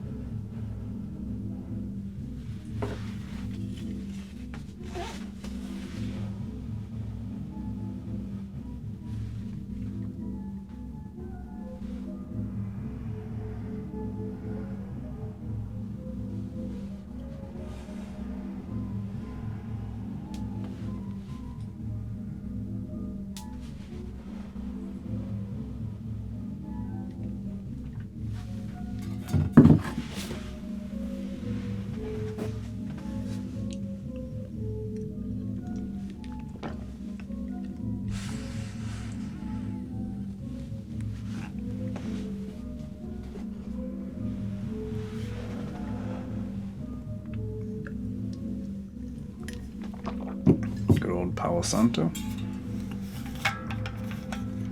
Incense to clear.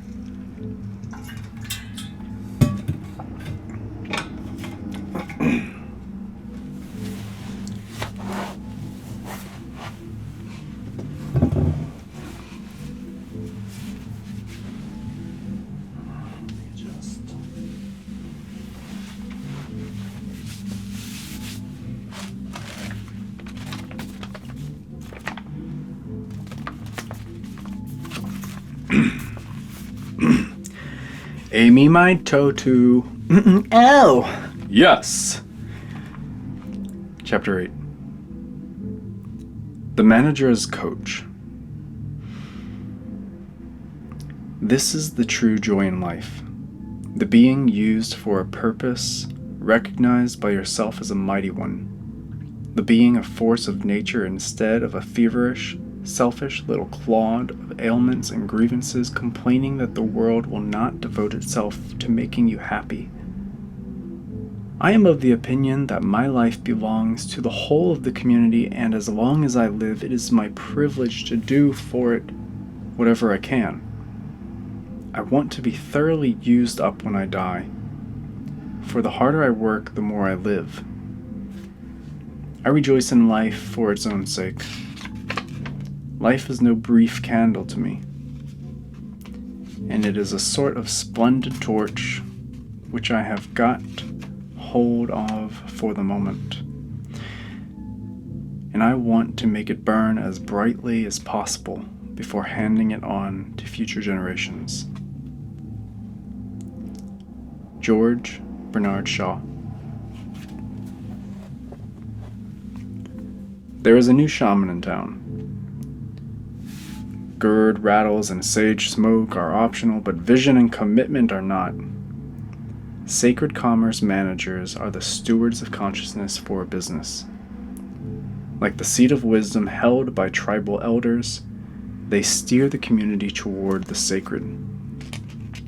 They hold that seat even in the stormy weather of doubt, separation, and scarcity rolling through an enterprise. While the collective shadow clings to appearances, subpar forecasts for first quarter earnings, a pending lawsuit, a glitch in production, the new merchant priest and priestesses use their tools to keep the sacred space clear, moving toward oneness. They lean into the discomfort, asking hard questions like, what would love do now? What master are we serving? Is it love or fear I'm speaking with? They shore up themselves and the company culture, focusing attention on the mission statement and continually asking themselves, are we a pass? Are we profitable? Does it serve the company as an entity? Are we awakening? Does this cause transformation? Are we sustainable? Are we in harmony with the earth? Are we serving? Are we creating a just society? Like any initiate, the sacred commerce manager's life is a continuous act of surrender. This merchant priest lives in the paradox between emptiness, knowing nothing, and being a warrior of daring action. Their impossible promise to a transformed world is so extremely challenging and highly inspiring that their personal wants and habitual shadows have less sway over them. The manager's business is humanity's business, and businesses become schools of transformation. Sacred commerce managers are actively transforming life. They are activists. They make a stand for a sustainable world committed to love and fulfillment, awakening in the hearts of all humankind. They live the possibility of being present and mastering the now moment. They live like there is no place to get to. Notice how much of our suffering comes from feeding the hungry ghost and trying to find fulfillment in the outer world.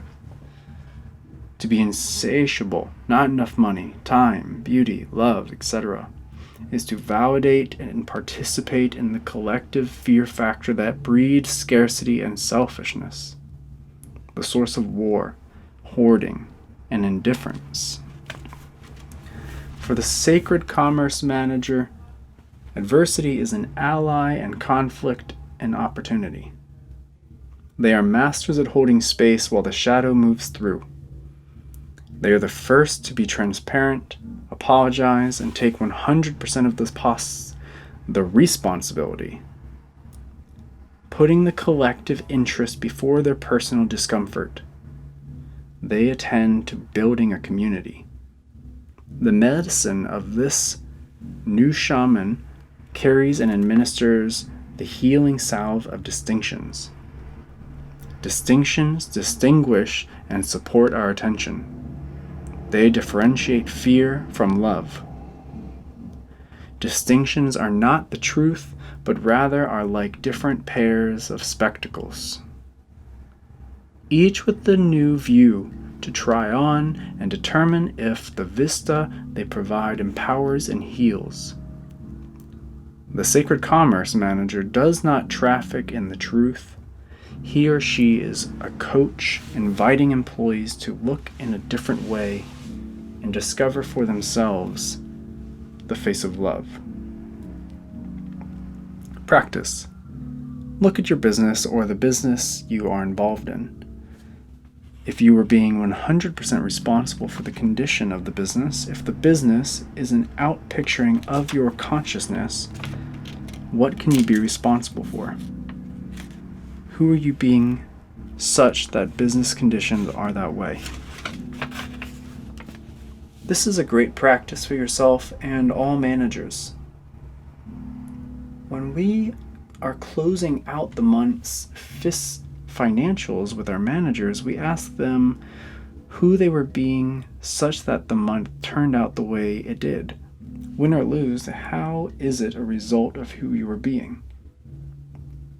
This practice allows managers to see where they get stopped, where they break through, where there is room for growth, setting them up to powerfully enter the new month.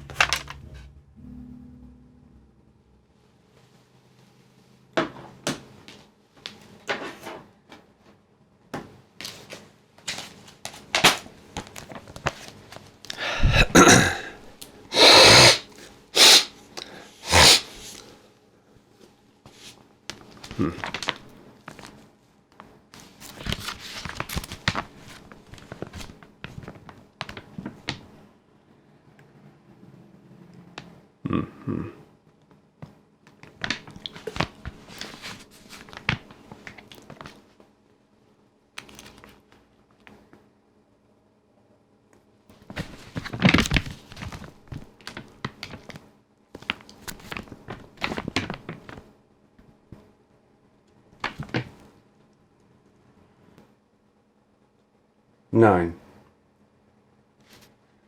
Manager medicines. Distinctions.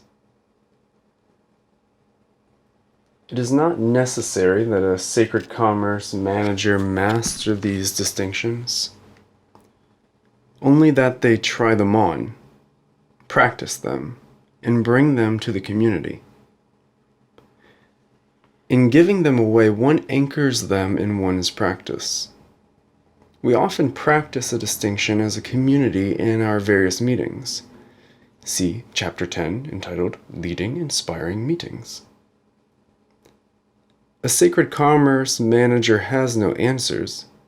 Rather, we are always looking, asking the community to look and see what may be in the way. The distinctions are a reminder that life, as well as commerce, is an inside job. If the business community is present and grateful for the abundance of their collective and individual lives, the business will flourish regardless of outer circumstances. Does that mean there won't be breakdowns? Of course not. Remember, challenges are opportunities to move through some resistance, to restore integrity. Challenges are guides, like rocks in the river steering the current toward the ocean. The rocks will get larger.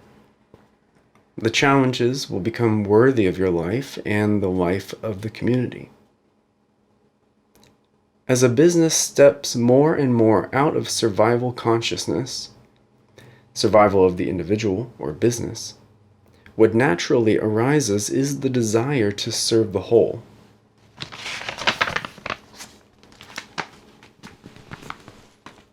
Abundance.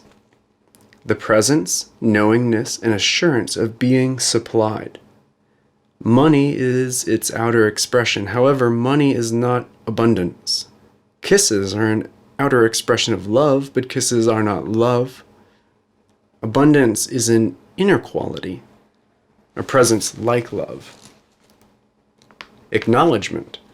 The tool to address and elicit divine qualities in employees, customers, owners. It is our attention actualized, seeing the best and giving voice to that sight by acknowledging qualities of the divine, thereby inviting that presence into consciousness. Affirmations. Create new files, new patterns in being that align one with the sacred. Apology. The premier sign of being responsible. An act of generosity and surrender. It communicates that one is more invested in kindness than in being right.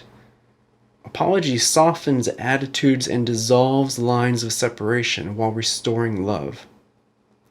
We say a leader always apologizes first and takes 100% responsibility.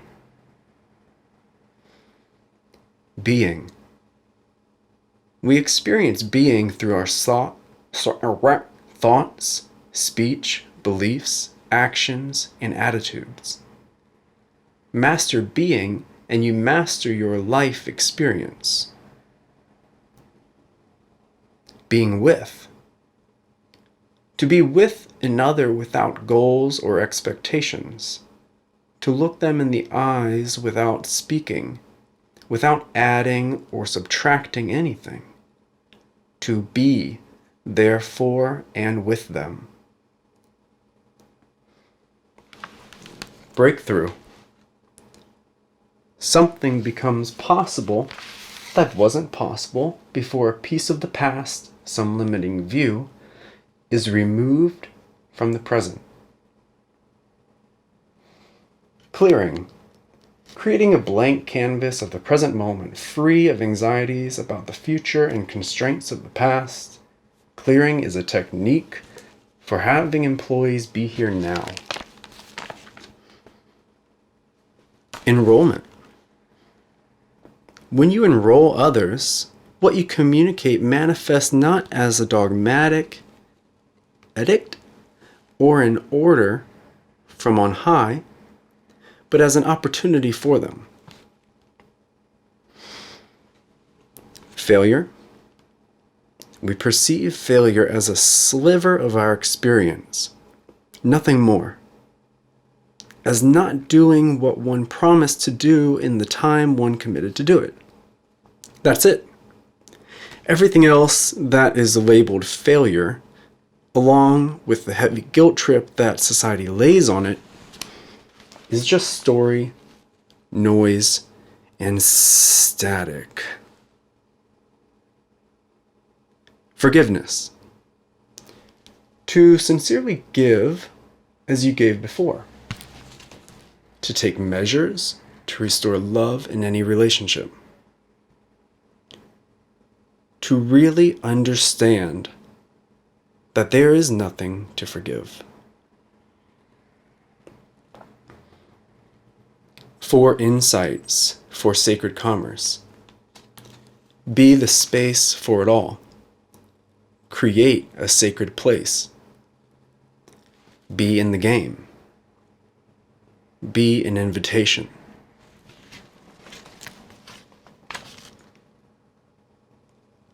The game.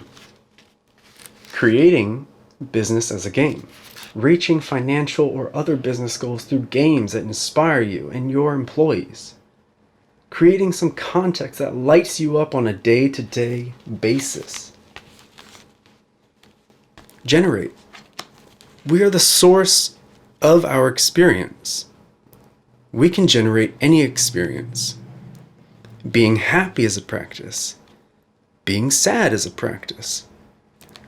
We can choose, so choose something that empowers your business. The hugging saint of India, Amma, generates a huge welcome and goodwill to all of humanity through the simple feat of giving hugs to thousands of people a day. Getting complete.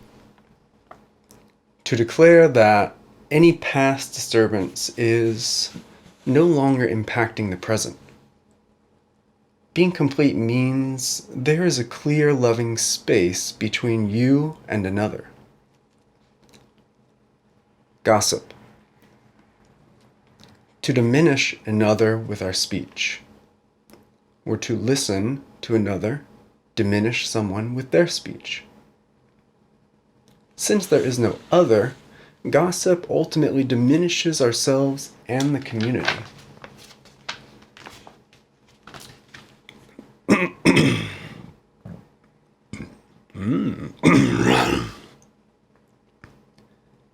Hold space. To stay in the seat of love and compassion while the storm of the shadow, the angst of separation, moves through an individual or community. I made a mistake. To be human is to make mistakes. If we are not making mistakes, we are playing a really small game. To declare I made a mistake when you have is a game that a business plays to create a shame-free environment. See the section on creating games, chapter 5. I'm making up. This is a way of communicating that makes you responsible for the story you are creating, acknowledging that it is not the truth. This allows room for others to see what stories they are creating. For example, I'm making up that you don't want to be here today. I'm making up that you are upset with me. Integrity. Being your word. Doing what you say you are going to do by the time you said you were going to do it. And when you are not going to deliver, communicate and repromise. This creates workability for yourself and the community. Internal dialogue. The habitual disempowering chatter, static, and noise in one's head. Language of oneness. Speaking in a way that presences oneness. Example. It's my job that you win at your job. What can I do for you? Or, I'm having the experience that you are not enjoying your job. Do you have any requests for me? Lifelines. Techniques that intervene in any habitual experience of limitation. Lifelines extract us from the clutches of ego's internal dialogue of something's wrong, something's missing. Lifeline 1. Laughing out loud for 1 minute for no reason. Lifeline 2. Giving something away.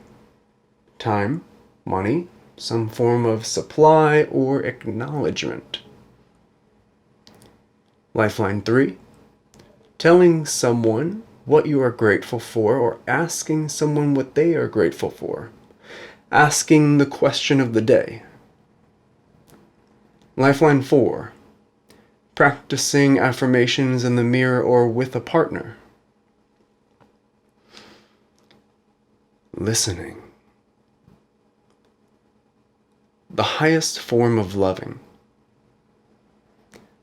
There are multiple levels of listening. The highest is conscious listening, which can liberate the storyteller from the story. One of the loftiest compliments our society pays a human being is to say that she or he is a good listener. A sacred commerce manager uses listening as a way to empower employees and gain their trust by being in their world and not trying to fix or change it. Love is granting being. Love is honoring everyone's journey, everyone's awakening equally. Loving money. Money is an expression or representation of the divine presence of abundance that is everywhere always. Money represents the inner quality of abundance, the knowingness of always being provided for. In the same way, a photograph of your children, loved ones, represents the inner quality of love. Making a difference.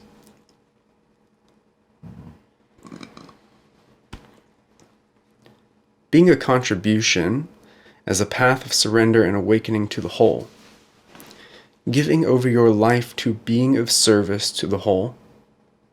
No longer serving just your individual wants, desires, and comforts. Making requests. When you become powerful at making requests, you are unstoppable. A manager powerful in making requests can build leadership and team spirit without domination. This is an alternative to making demands. Making requests builds and demonstrates self-worth and self-loving. A community that is powerful in making requests has a high level of workability because everyone's intentions or desires are clear and people can readily be supported.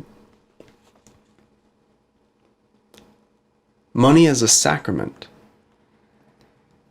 Money is a fluid that circulates through the body of humanity. Money doesn't go anywhere. Every time money changes hands, it is a sacred opportunity to connect, to acknowledge our interconnectedness, our oneness. Money is a representation of the divine attribute of abundance. Non-attachment. Giving, living, loving, full out, 100% without expectations. Expectations suck the joy out of life. Nothing is personal. They are not responding to you. They're upset. Their actions are not about you. Freedom lies here, within. Perfect. One creator, one creation, one awakening. What about the Grand Canyon is not perfect? Consider that an evolving process is perfect. Your business, your employees, the earth. Question of the day. A sacred commerce manager has more questions than answers. Their questions elicit oneness for the employees, customers, vendors, and owners. What are you grateful for?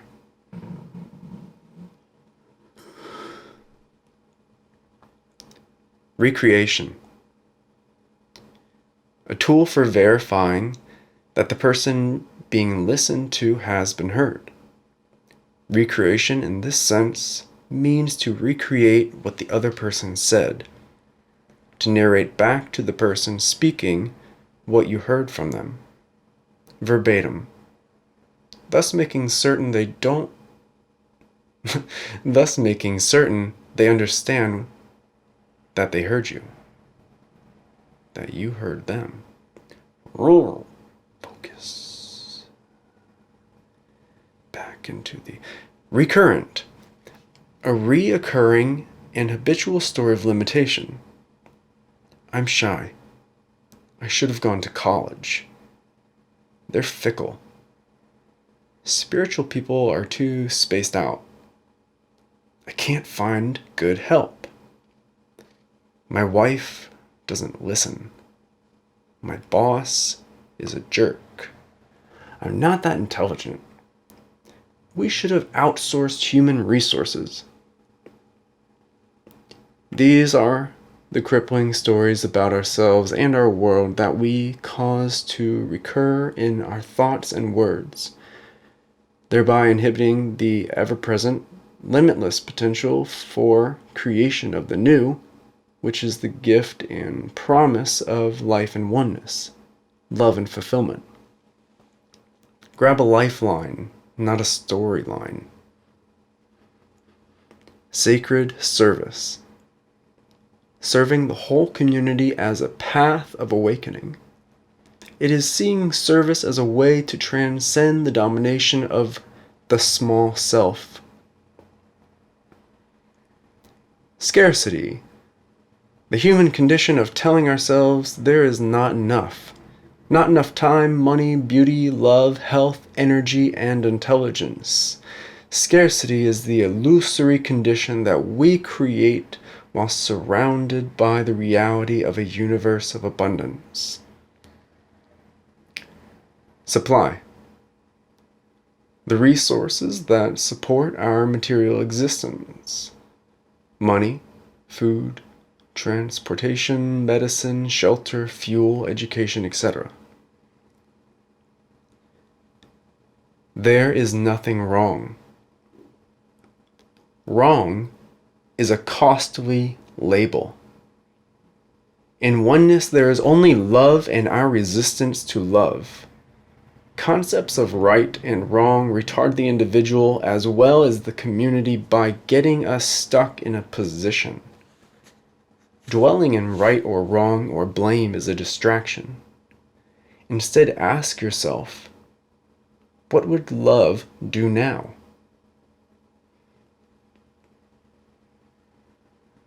Transformation. Getting the past complete, out of the present.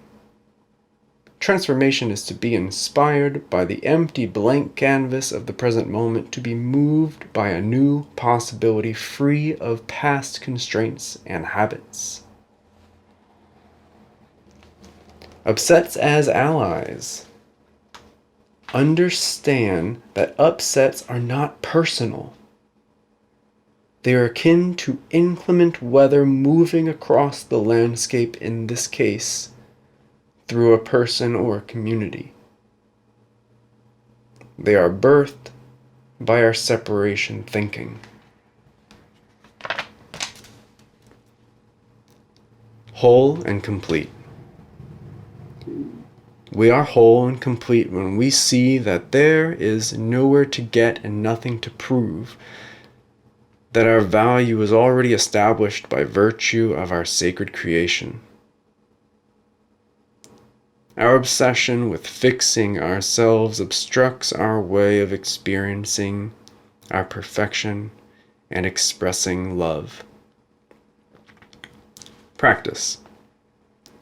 Pick one of the above distinctions, read it aloud at a meeting with your coworkers and ask them to share what they hear and how they could apply it.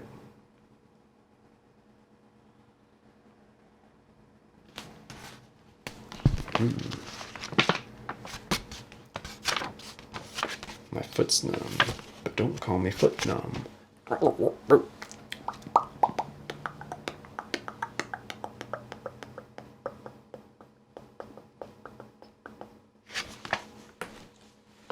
Time to switch my legs, time to cross my feet, time to do all the things I gotta do.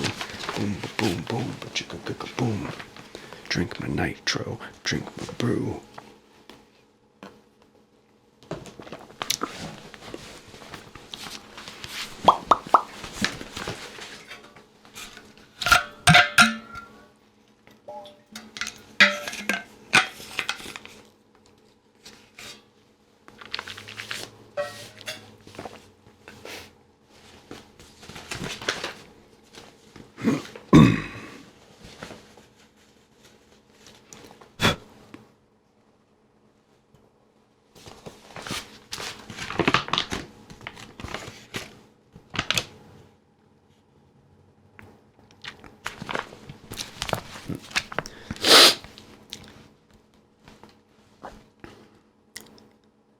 10. Leading inspiring meetings.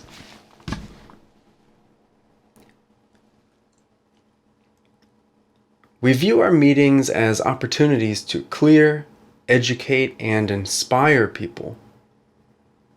We see these gatherings as the calling of a sacred circle, a council of powerful and insightful beings. We start all our meetings, we start all our meetings with an inspiring group clearing, making sure that we all address what is currently surfacing in the company. For example, if employees are starting to show up late for work, our clearing is about integrity. Or if we are having a cash shortage issue, our clearing is about caring for the one being and how much we are an interactive part of one another's lives.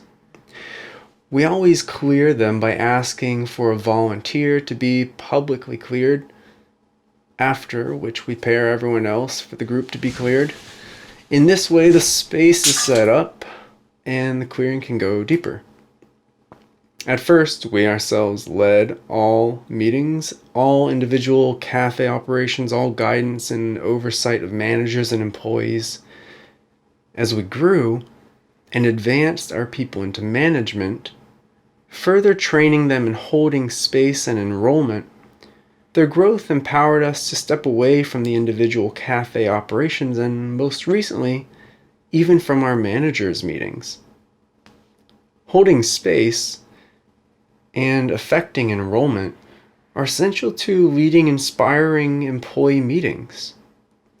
It is necessary to be able to maintain the attention of the whole on the big picture, our mission, while speaking to issues directly.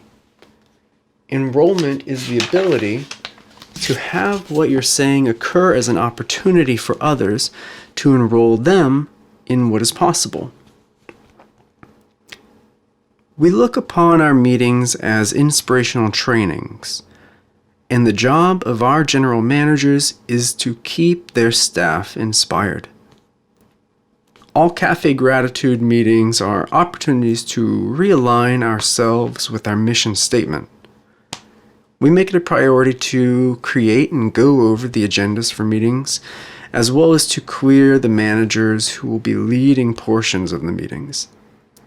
This is a wonderful opportunity for our employees to develop their speaking and listening skills and to be inspired and inspiring.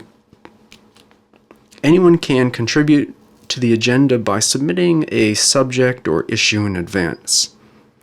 This helps us address issues that everyone is dealing with and want addressed as a whole. We are committed to ensuring that if our people are going to be attending meetings, they get their life out of being there. We request that the managers come early and start the meeting by welcoming each person as we want them to welcome our customers. We serve them coffee or tea with the same devotional service we expect of them. In short, the meeting should be well worth them getting up at 7 a.m. for. We've discovered that it is better to handle a discussion of chores and minute details and concerning job assignments at smaller meetings geared for specific departments, while keeping the larger work community meetings focused on the big picture and what truly brings and keeps us together. One of the primary benefits of meetings is the opportunity they afford the managers to lead by realigning themselves with the vision. Business as usual and work as habit can cause us to lose sight of why we are called together. Prosaic day-to-day operations can, if we are not aware of the process, sometimes obstruct our broader vision and our implementation of that vision in the inspiration of this moment that we are creating. Our challenge is to keep the radiant fire burning in our hearts and those of our associates, vendors, and customers. Remember, if you aren't inspired, they won't be either. We always close our meetings standing in a friendly and welcoming circle and sincerely sharing acknowledgement of one another. The emphasis here is on sincerity, by which we invest our gatherings with the sacred and with unconditional love, without which they could become a mere going through the motions habit. The higher your aspiration, the more you have to invest in keeping it real and spontaneous. Your employees should truly feel that you do not desire that their participation be a mimic of what is perceived as the response desired by the employer. Rather, through the example of the business owner's personal integrity and commitment to living the life of the sacred merchant moment to moment, cynicism and doubts dissolve. The reality of a higher model of commerce is presented to your people as an invitation to share in the adventure of actualizing the dream of happier and holier models of life, work, and prosperity through service that we make sacred. Guidelines for inspiring meetings. The context is a sacred circle or gathering. Start with an inspiring clearing. Be enrolling. What you say occurs as an opportunity. Be willing to be vulnerable and transparent. Share what is really there for you. Hold your seat. Be willing to hear whatever may be shared. Don't make anything wrong. One person speaks at a time and starts with, "I love and honor myself, and I am happy to share myself with you." The others respond, "We love and honor you, and are happy to listen to you with love." Everyone may contribute to the agenda. Start on time, end on time. Always include some element of education. Always include some element of challenge or growth. Idea. You can always take one of the manager medicines and focus the meeting on furthering the understanding and application of that distinction. Presence, the miraculous. End with acknowledgement.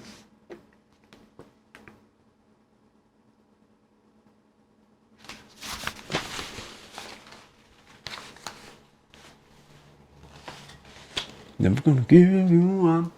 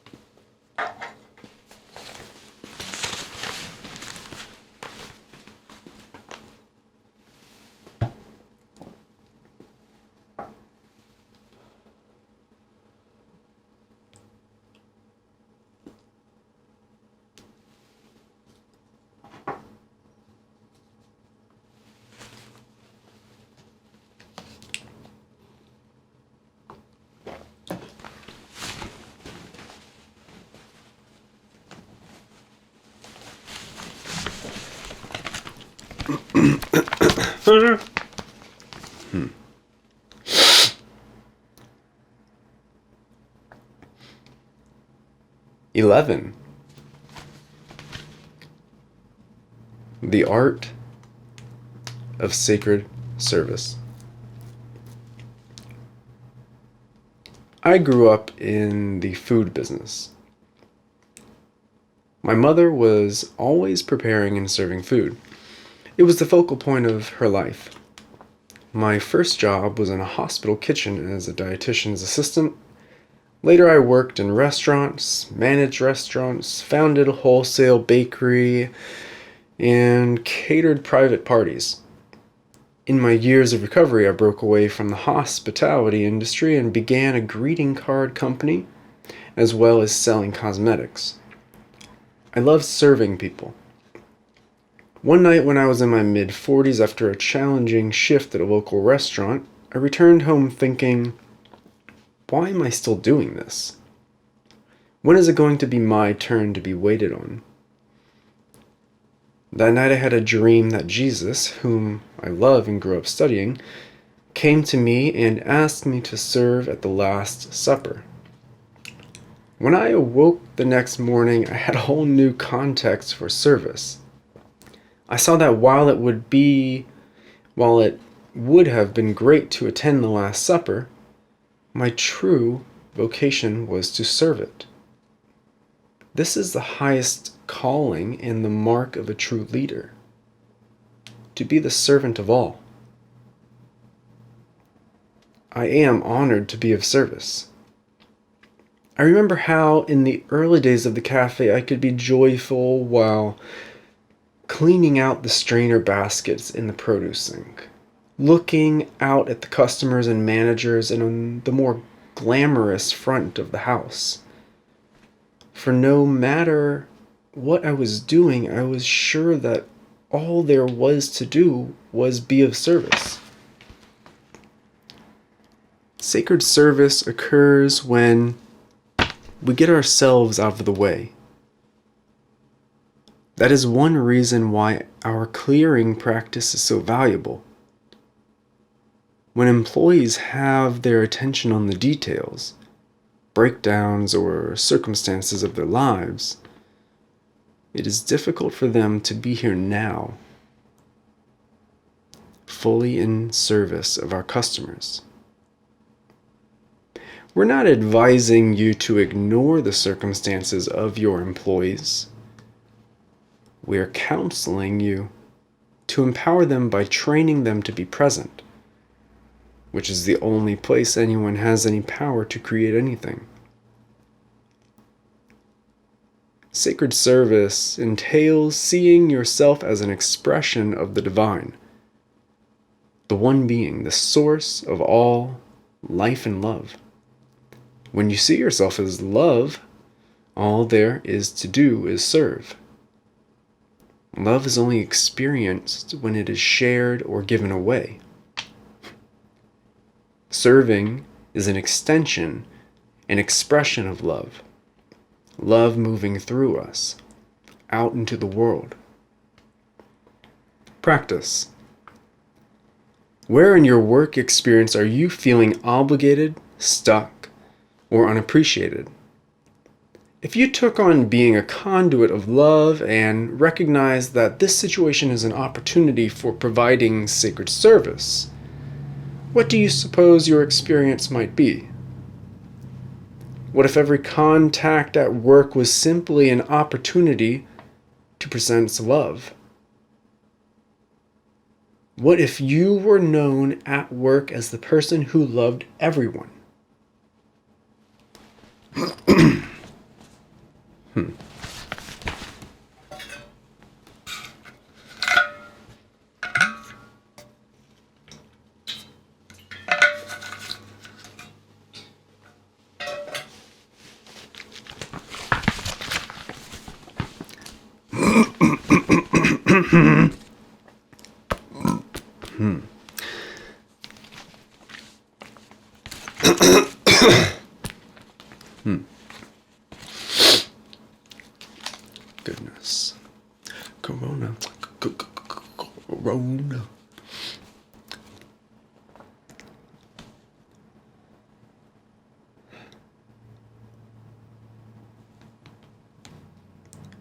12.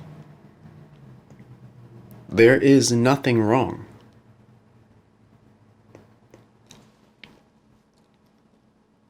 Most of us have grown up in a culture where there's definitely something wrong when things do not turn out the way we expect them to.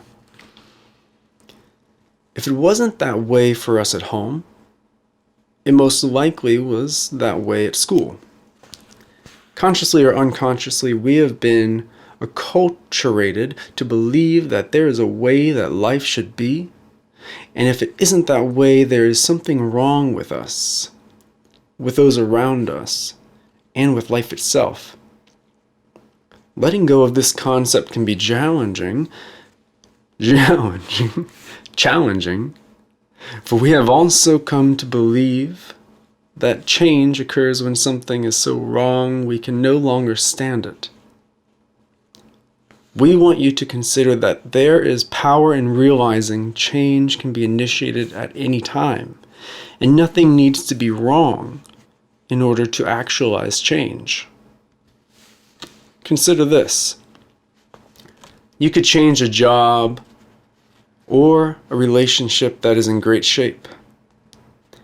It isn't a prerequisite that something needs to be in bad shape in order for you to move on. Making something or someone wrong diminishes you and your life. It places you in judgment of something or someone and separates you from the unity of life. Only when we are one with the whole of life can we know ourselves as fulfilled and complete, missing nothing. Many people spend their lives looking to complete themselves through accomplishment. What if the only true completion is when we come to know ourselves as one with all of life, with no separation or judgment? Some people imagine that the flip side of nothing is wrong is resignation to a set of circumstances. That is not what we are saying.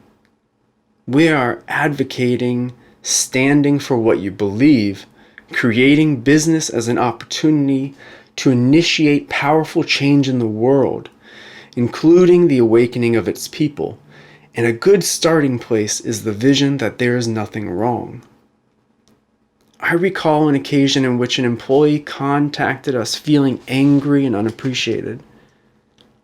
In the face of this expression, I reflexively began to wonder why we were working so hard to keep this person on board. I started thinking, this is a waste of time. I caught myself and shifted my attention to all the ways in which the employee had contributed to our company. I also thought about the beneficial difference we have made in the employee's life. My judgment separated me from the win-win we had been for each other, the awakening process we had shared. We could learn and grow from being in relationship. This person was actually contributing to us, in part by flushing out my impatience. When I let go of my inclination toward making the employee wrong, I immediately felt connected and appreciative. Practice. Identify a situation at work where you are creating the belief that there is something wrong. It shouldn't be this way.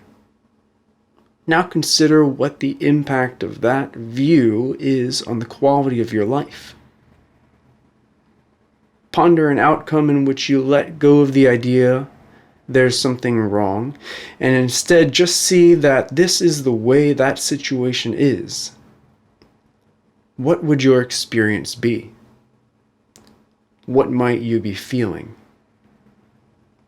What actions might you take?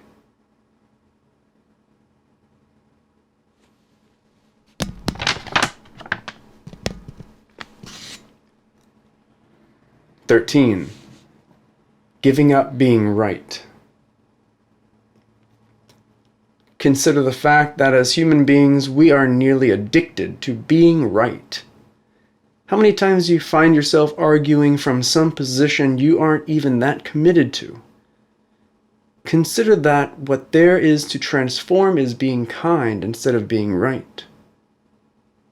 The Dalai Lama of Tibet says, "My religion is kindness."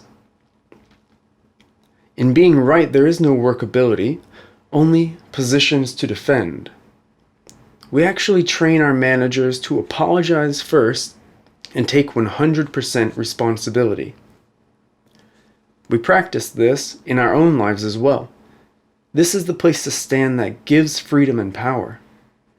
Every situation is an opportunity to awaken to our commitments, to our healing, to our expressions of separation, to whatever might be in the way of experiencing oneness. When we can let go of our need to be right, we are able to connect and work with others, rather than spend all our energy defending our view or position. When we opened the first Cafe Gratitude, we provided natural linen aprons for our employees. However, they didn't hold up well and showed stains easily.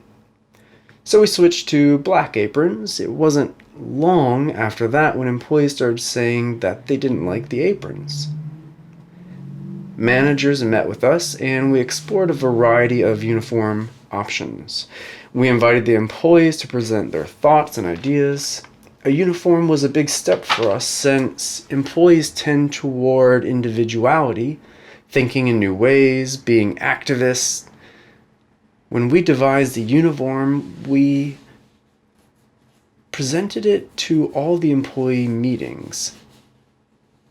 There was definitely some resistance. Within weeks, they had creatively modified their uniforms with slits, staples, and pins. We requested, however, that they all empower what we had chosen and thank them for their input and participation.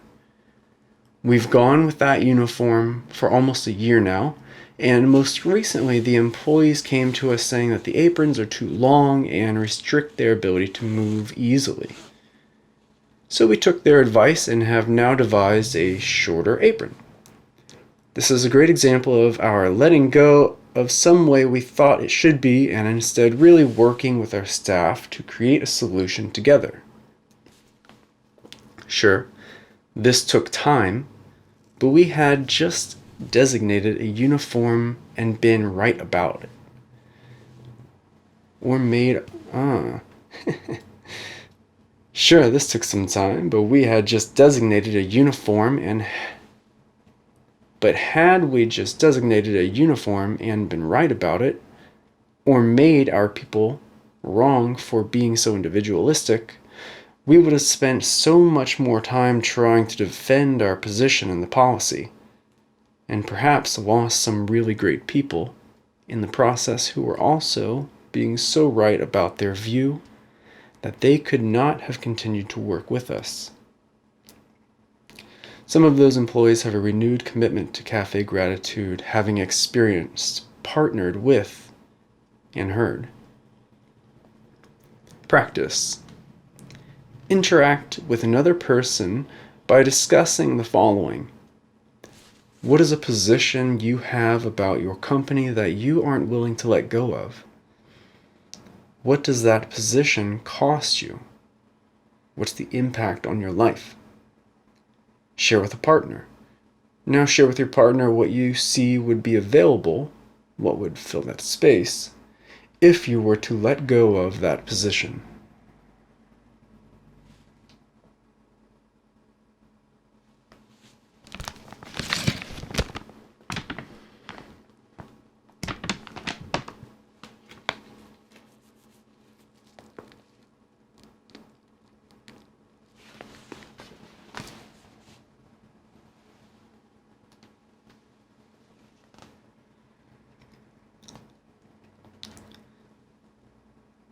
(14)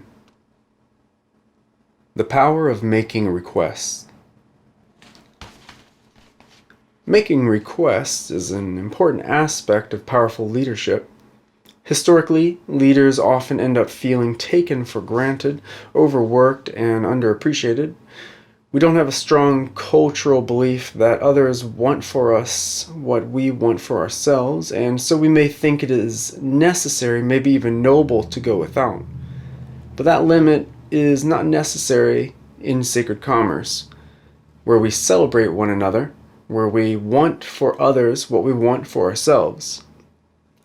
One of our managers wanted to go to Hawaii, but rather than come to our meeting and request time off, she bought a ticket and then presented it as I already have my ticket, so I need to get the time off. We supported her in seeing that she not only diminished her experience of being supported and celebrated by her management team, but she diminished the experience of being people who would of course want her life to be great and would alter their schedules to make her trip happen. She created a prerequisite and then made her request because she did not trust us to grant it without it. What normally stops people from making powerful requests is either not feeling worthy or the fear of someone in authority saying no. Remember that no just signifies not right now. Any other significance attached to its baggage that has been added, they don't like me, I never get what I want, they think I'm selfish, they don't appreciate all the work I do for them. Requests are opportunities for others to contribute to you. This is where being worthy enters the mix. If you aren't able to receive a contribution without feeling indebted or doubting yourself, you may get inhibited when considering making the request. Making requests is a valuable and necessary element of building a healthy community and company. Practice. With a partner, practice making a request that is a stretch for you, one that is normally difficult for you to make. Your partner is going to say no. Make the request again.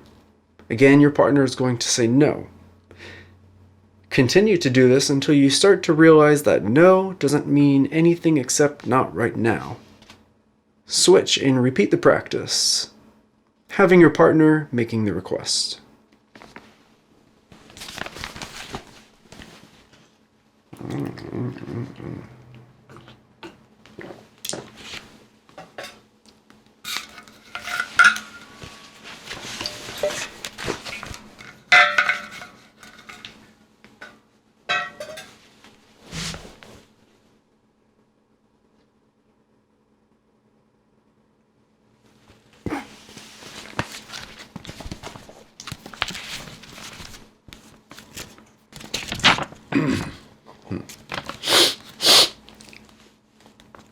ABC 1, 2, 3. 15. The Gift of Acknowledgement.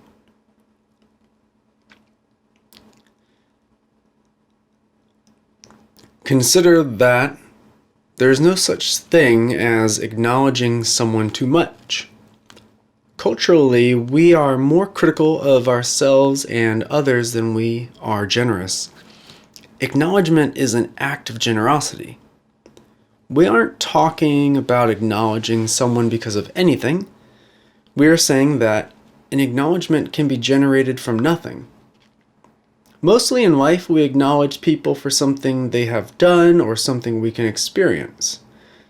We are saying that to acknowledge is to bring forth something, to elicit, to call into being. For example, I might acknowledge an employee for being courageous, creating them as courageous in the face of their job. That doesn't mean that they have already done a courageous act. It means that I am calling them forth to be courageous since I have just shared with them that I see them that way. You probably have heard about the school teacher who was given a classroom full of learning challenged students. The teacher was told that these students had high IQs. With this assumption, In the course of the experiment, their scores on intelligence tests increased. By the same token, consider the teacher who was given a classroom full of very bright students but was informed that they had mediocre IQ scores. Over the span of the experiment, their score on intelligence tests dropped, based on the lowered expectations that the teacher had and mirrored for the students. When we acknowledge qualities of intelligence or divinity in others, those qualities manifest. That is the magic of acknowledgement. We aren't saying that you manipulate your people, do this to get that. We are saying to truly acknowledge them from your heart with love. See that they are already those qualities, and that your inability to see those qualities is a block in the flow. When we take on acknowledging them, we too begin to see what we are looking for. This is a powerful practice in seeing the best in others. When you acknowledge something, it shows up because it was already there. You just couldn't see it because you weren't acknowledging it. Qualities of the divine are always being present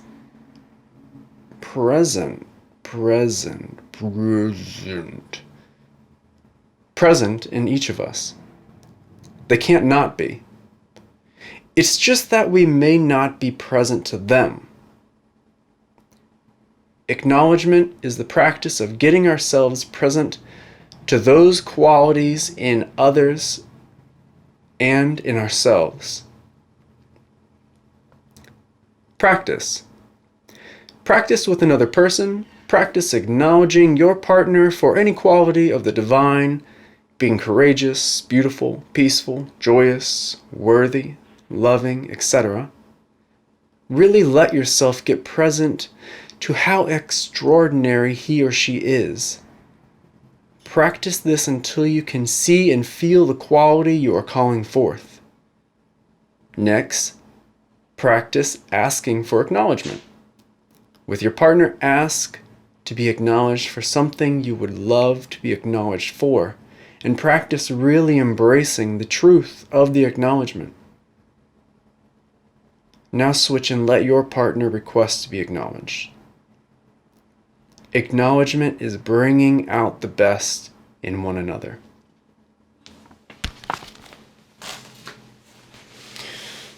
No.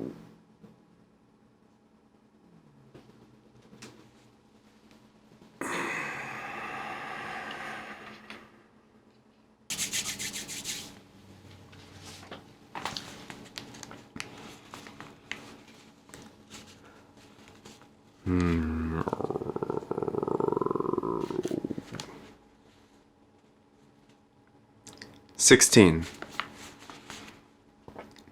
The value of integrity. We don't interpret integrity as being good or bad. Integrity is the quality of being whole, undivided, complete. This is being attentive to a workability for all. It has been our observation that at the core of any failure there is an out of integrity. This is a key distinction in the growth or development of a business. We watch for any loss of integrity in our company. This includes with our people. For example, we discovered on one occasion that a manager had omitted writing up an employee as part of a disciplinary action. The manager felt that sufficient amends had been made. The manager was short-staffed and didn't want to create additional pressure to get shift positions filled.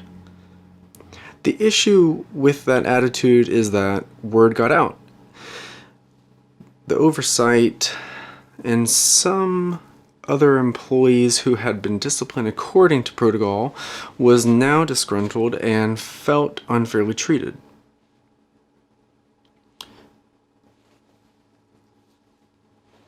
I'd like to read The issue with that attitude is that word got out. You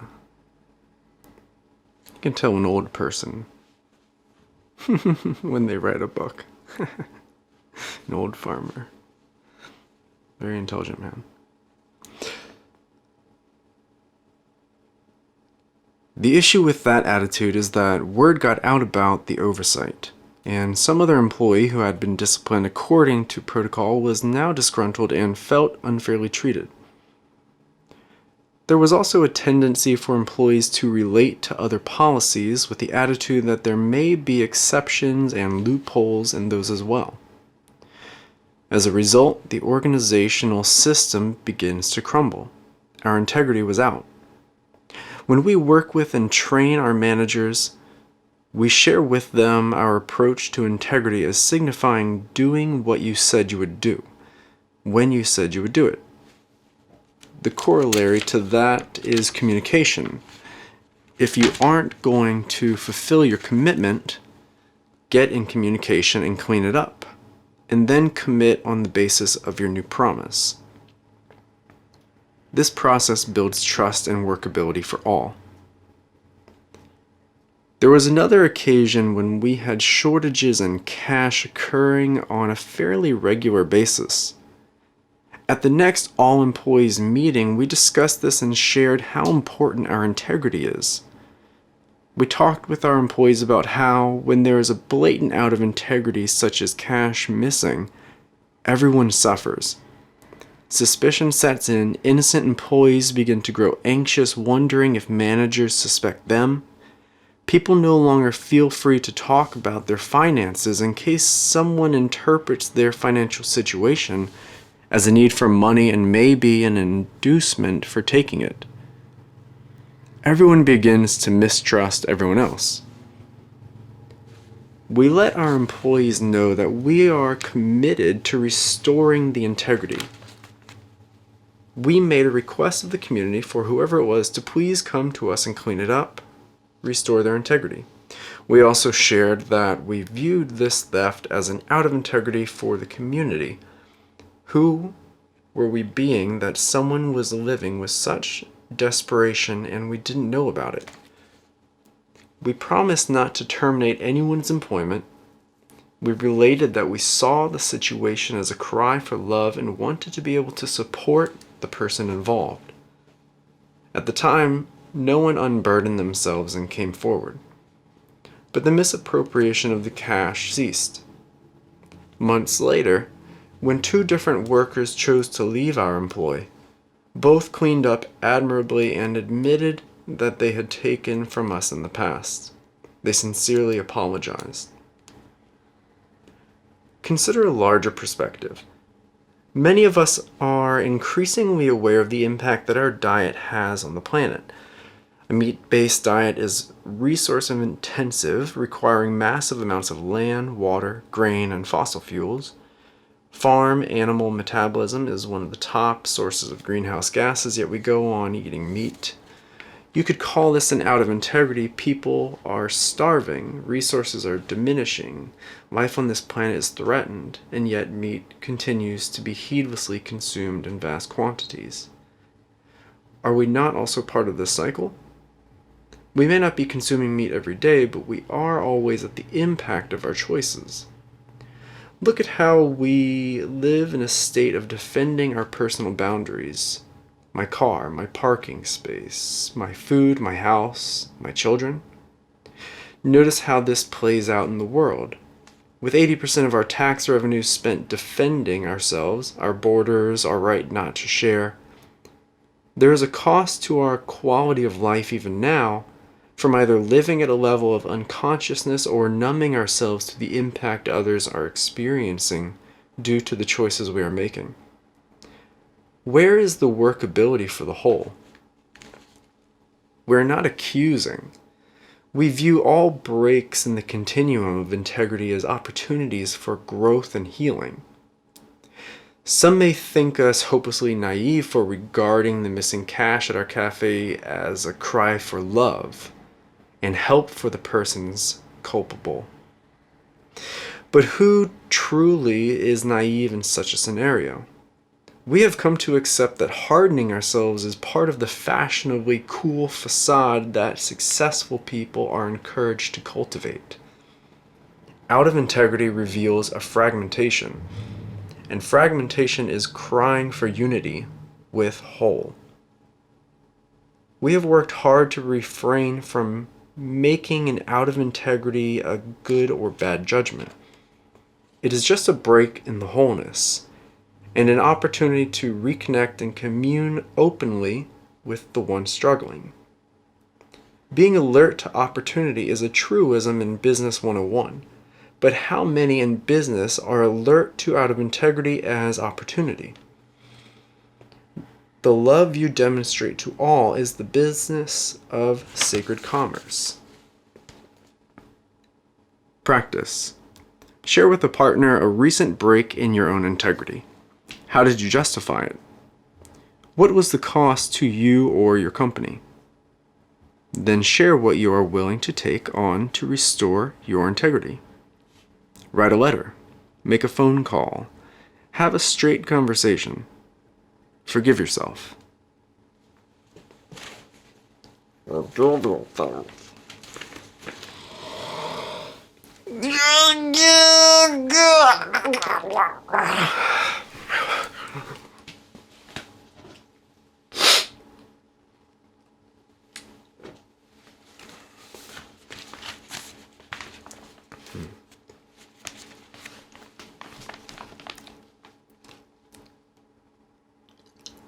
(17) Upsets as allies.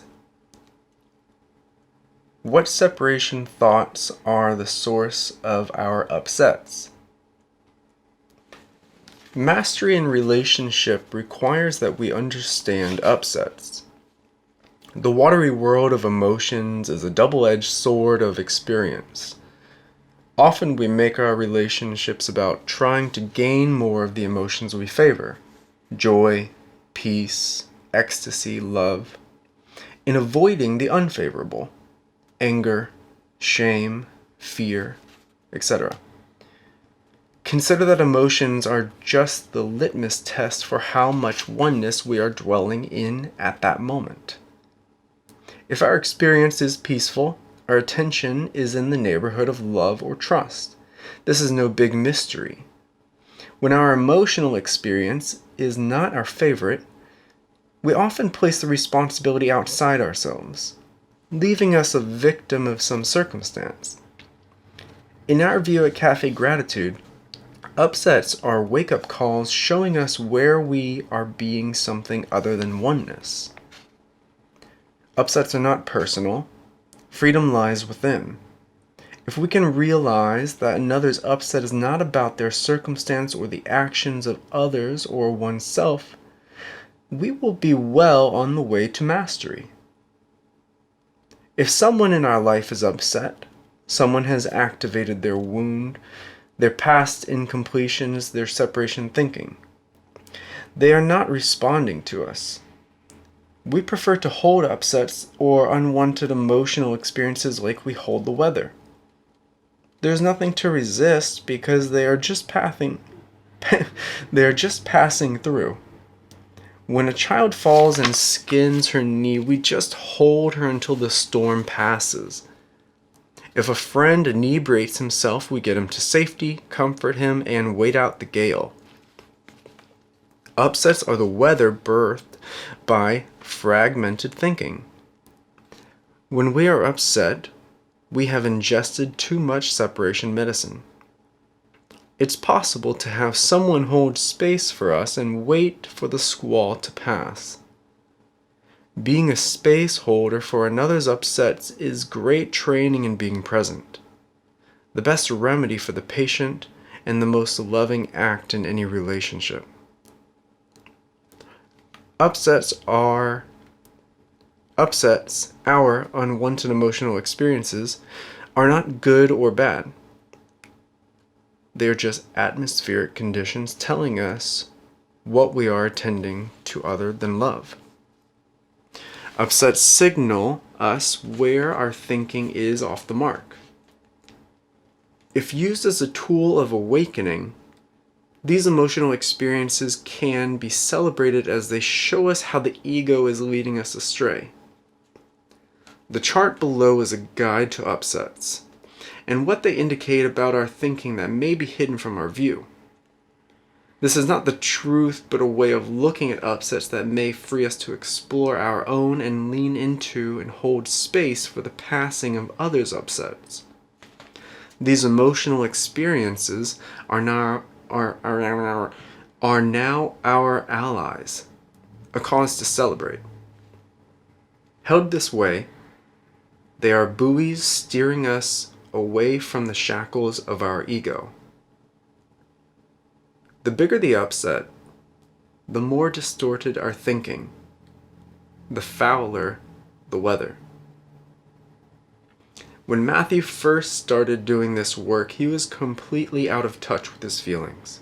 He didn't know what he was feeling, so he would stop himself many times a day and close his eyes and ask himself, "What am I feeling?"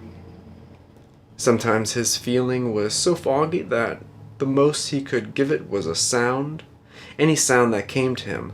Ah, oh, e, za.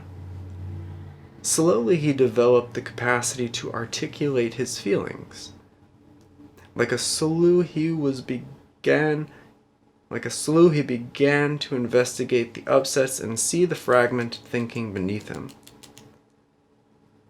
There is a line from the poem The Guest House by Rumi that perfectly illuminates this distinction. The dark thought, the shame, the malice, meet them at the door laughing.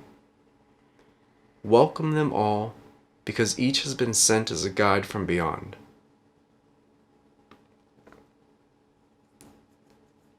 Upset and separation thinking. Anger.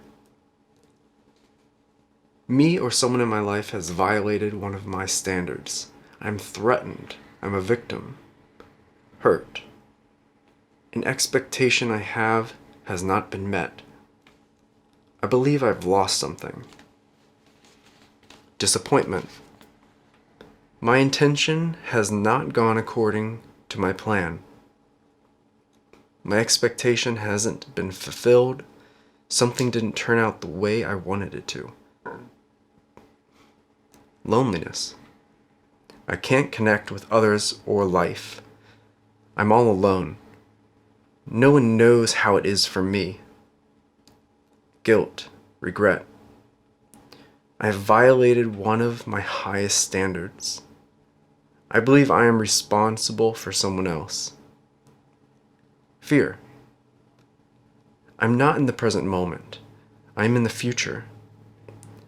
I am existing with some exaggerated perception. I am avoiding an issue. I am avoiding a communication. I can't handle something. Frustration. I'm stopped, thwarted. I don't ever get a break. It is always going to be this way. Sham. I'm inadequate. I am bad, broken, evil, damaged. Unworthiness. I'm stupid, lazy, a procrastinator, a slob. Overwhelm. This is more than I can deal with. I can't do it. Grief. I am being impacted by people and events outside my control. Depression. I am powerless. Nothing ever works out for me. Hopelessness. What has occurred has no validity, no meaning, no lesson for me. These events are against me. Discomfort. I am judging, measuring. Boredom. I am not present. I am skimming the surface. Impatience. Anxious. Not present. Attention is in the future. Spirit is guiding us home with our upsets when we are leaning into them, really owning them, being transparent with them, celebrating them, and listening to their messages. Most people rarely look at it this way, but we can handpick our thoughts, we can practice and create patterns of love, acceptance, empowerment, peace, etc. The thoughts creating our upsets are a result of our long-standing practice. We can consciously choose the thoughts we entertain or be a victim of our ego's monologue. Close your eyes, take a deep breath, and say out loud, I am completely fulfilled in this now moment. I am completely fulfilled in this now moment. I am completely fulfilled in this now moment. I am completely fulfilled in this now moment. I am completely fulfilled in this now moment. Notice the shift in your perspective. Notice your body, your emotions. Your thoughts are the source of your experience. Notice if you are thinking any doubt thoughts. Doubt is a mainstay of our ego. Perhaps your ego was already protesting. This is affirmations. This is some new age hoo-ha. Notice how our ego doesn't protest whenever we affirm something like, I'm shy, I'm pathetic, I'm unorganized. That's because these negative affirmations ensure our ego's survival and our emotional typhoon. Thoughts of wholeness invite our ego to stand down. Play with these possibilities and create more of your own. Spiritual quality, emotional experience. Oneness thinking. A few examples. Fulfillment. I am completely fulfilled in this now moment. Peace. I trust the divine order is doing its perfect work in my life and everyone else. Joy. I know I'm perfect spirit. I know I am whole and complete unto myself, so I choose to be love and give, give, give. Love. I am adoring myself. I am adoring everyone else. I am the adoring love of God radiating from myself and all. Abundance.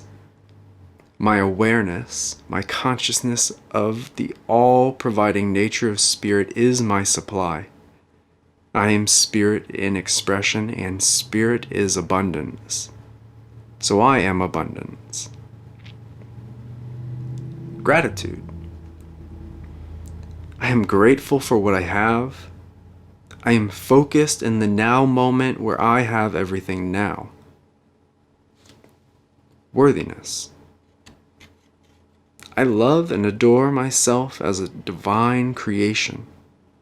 I am worthy of everything wonderful. At Cafe Gratitude, we encourage employees to bring their upsets to the community for it to hold.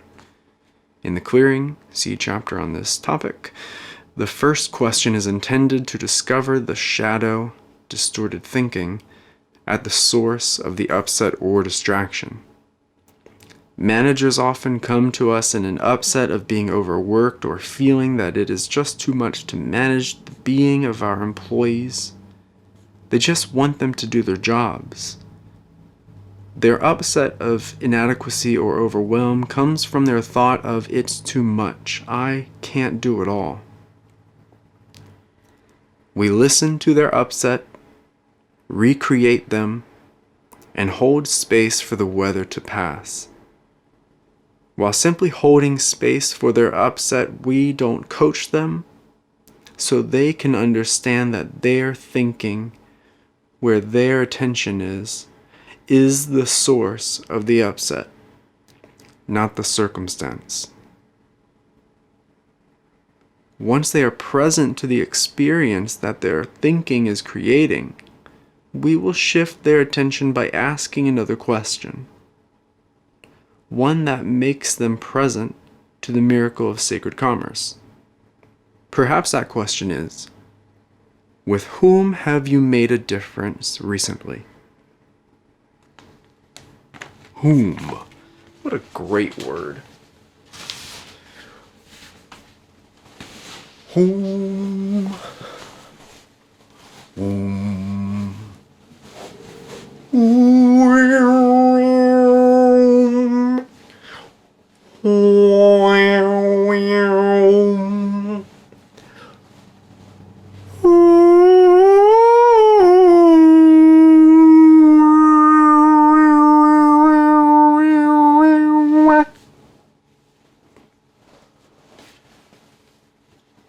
Whom you gonna love?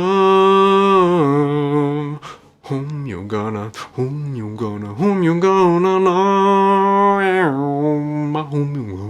Whom you gonna.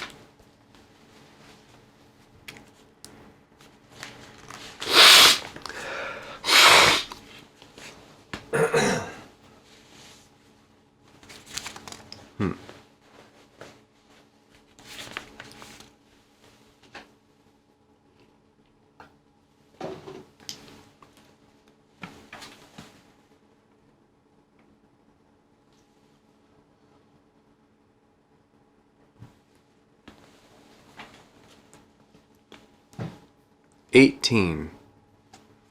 Getting complete with failure. I've missed more than 900 shots in my career. I've lost almost 300 games. 26 times I've been trusted to take the game-winning shot and missed. I've failed over and over again in my life, and that's why I succeeded. Michael Jordan. Most of our lives we attempt to avoid failure. Somewhere we learn that failure is bad. Can you see that failure only shows up as bad if the context for life is trying to get somewhere or prove something? Shift the context to another of awakening, and it isn't much of a stretch to comprehend that failure is a vital part of the process. Most of us grow the most when we face Most of us grow the most when faced with failure. It is fertile ground for transformation. In the past, I had been hiding an addiction, married to someone who drank every day, and in the failure of our marriage, we both awoke to heal and claim our complete self. Not long ago, almost 20 years later, I received a note of forgiveness from my former husband, which I saw as an acknowledgement of our journey together and a completion of that chapter of failure from our past. We encourage our employees to fail, for if they are never failing, they are playing it safe, which means they are living in a comfort zone and no longer stretching towards transformation. At Cafe Gratitude, we celebrate our mistakes. If someone drops a glass or forgets to enter an order into a computer or delivers the wrong food to a table, they call out, "I made a mistake." I can explain that better. If someone drops a glass or forgets to enter an order into the computer or delivers the wrong food to a table, they call out, "I made a mistake." This alerts the managers in case they need some assistance in cleaning the situation up, and it frees the person who made the mistake from getting stuck in humiliation, shame, or self-blame, which would only further interfere with the service. Matthew shared with me that when we opened our first Cafe Gratitude in the Mission District of San Francisco, he was free to play full out, to entertain failure, because he wasn't attached to making it a success. Once he acknowledged that failure wouldn't mean anything other than the fact that the structure was insufficient to support and sustain what we were up to, then he could give it everything he had.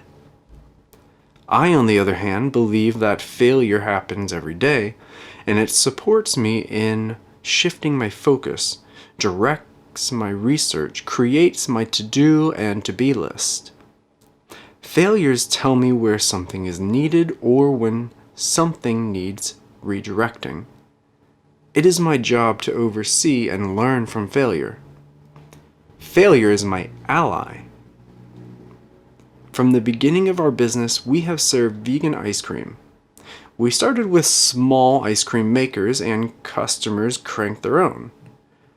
When we could no longer keep enough ice cream makers sufficiently frozen to supply the demand, we switched to a soft serve machine. I tweaked an ice cream recipe for months to come up with one that could be made by our machine without freezing too hard or being overly sweet. This one was used for more than 2.5 years, but it was labor intensive. When I could no longer be personally present in the cafe tending to the constant needs of the soft serve machine, our managers would complain about its many breakdowns. As we expanded and more machines were in place, the issue became overwhelming. In response to this failure opportunity, we opened ourselves to a new solution. We went into the ice cream business. We purchased a batch freezer and sold off our soft serve machines.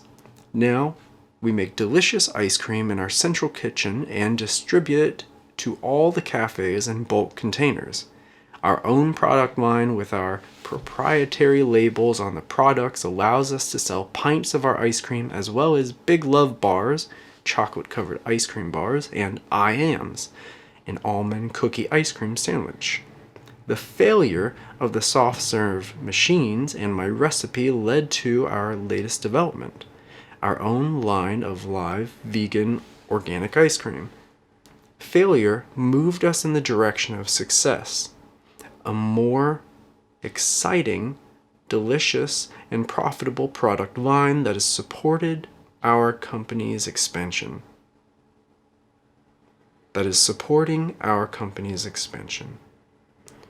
Practice. Select a time in your life that you view as a failure, or evoke a particular event in which you believe you failed. Share with another person what the time or event was and why you consider it a failure. Now look and see what the lesson was, what you were being shown or taught. What did that failure lead to? What was the value of that failure? What did you learn? Can you now see that failure contributed to your life, your growth, your business? Switch and let your partner share with you. If you are not doing this practice with a partner, write it down.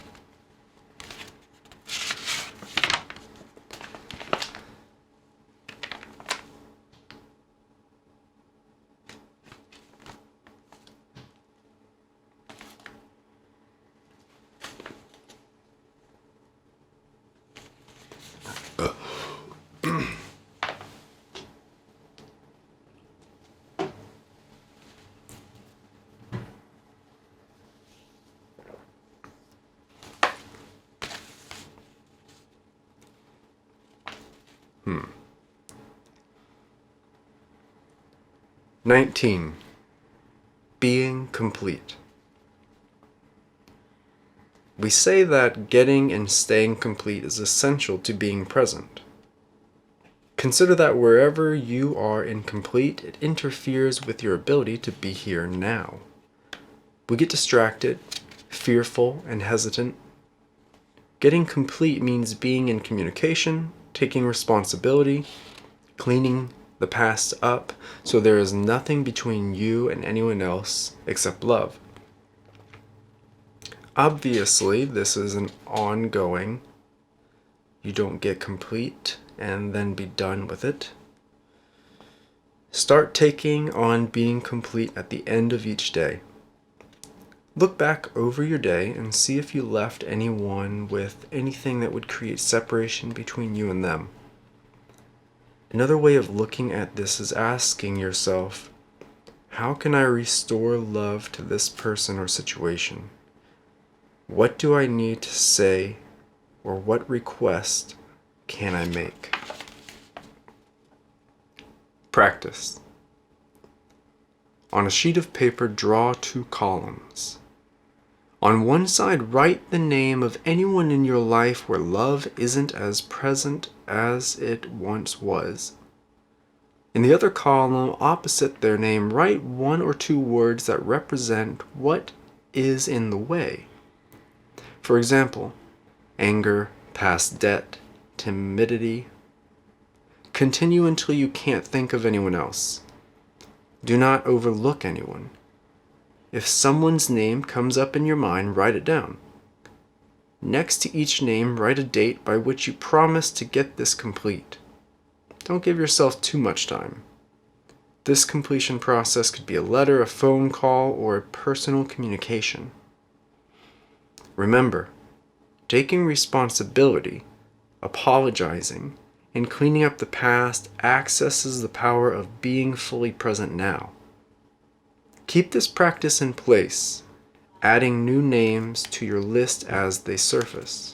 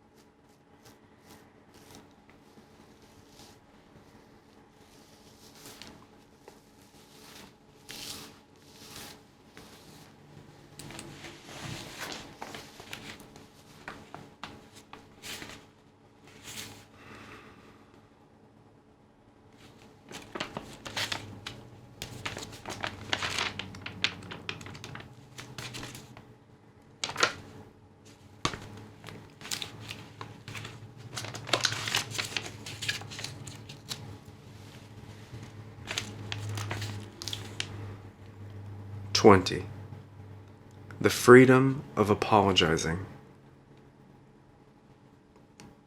We say leaders always take 100% responsibility and apologize first. It's not the truth that you, as leader, are always 100% responsible. It's simply a powerful place to come from. Consider that being 100% responsible extends even to how something you might have said was actually heard. When one person takes responsibility, it is much easier for someone else to do so. If you're defending your viewpoint or hanging on to your cherished opinion, then very likely so too will the other person. Apologizing is the practice of giving up being right. We have shared the observation that human beings are nearly addicted to being right. Apologizing is a powerful antidote. What are you more committed to? Being kind and empowering, or being right and domineering? Consider which approach your people will respond best to. Recently, someone posted their experience at one of our cafes on an online blog. She apparently had run into the cafe just after being mugged to use the telephone. Her report of her experience was certainly not favorable for the cafe, and she shared her opinion freely. I chose to write her, apologize for the experience she had, and promise to check into it. She posted my subsequent response clarifying the situation, which I ultimately did not feel we had mishandled, although I certainly saw how we could have been more hospitable. The blog continued, with many people adding comments calling my apology damage control. Rather than being frustrated, I saw this as an opportunity to really share with others who clearly were not our usual customers who we are and what we are committed to. My apology was sincere, as I was taking responsibility for how the person was left. A few days later, she clarified her report to more accurately represent the events and her experience, and thanked me for writing. My apology had created an opportunity for us to connect and be in one another's reality. Practice. Share with a partner the name of someone you are making wrong, a person you have been unwilling to extend an apology to. What is your experience of him or her? What does your judgment rob you of? Now, practice apologizing to your partner as if they are the person you are making wrong. Be generous. Take 100% responsibility. Afterward, note your experience and how it makes you feel. Now consider apologizing to that person directly.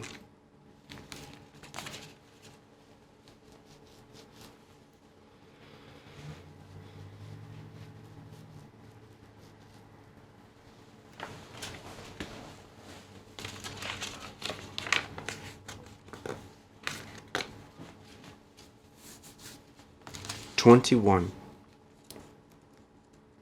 Forgiveness is a gift.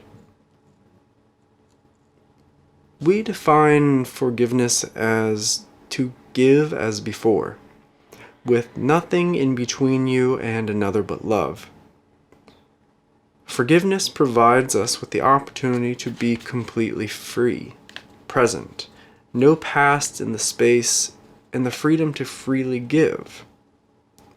When I received a forgiveness letter from my ex-husband, he wrote so beautifully that although he forgave me, he couldn't promise to forget, for human beings are fickle, but he would not dwell on the remembrance.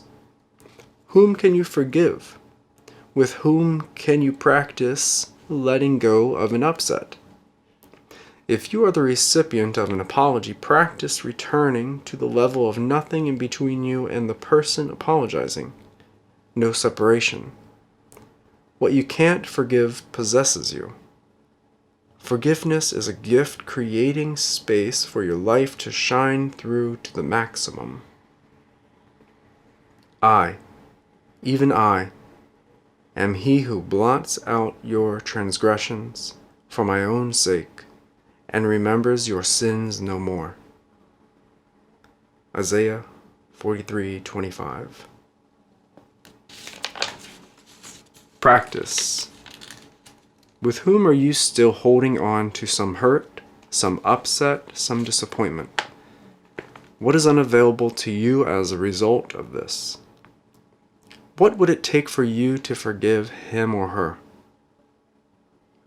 Take that on.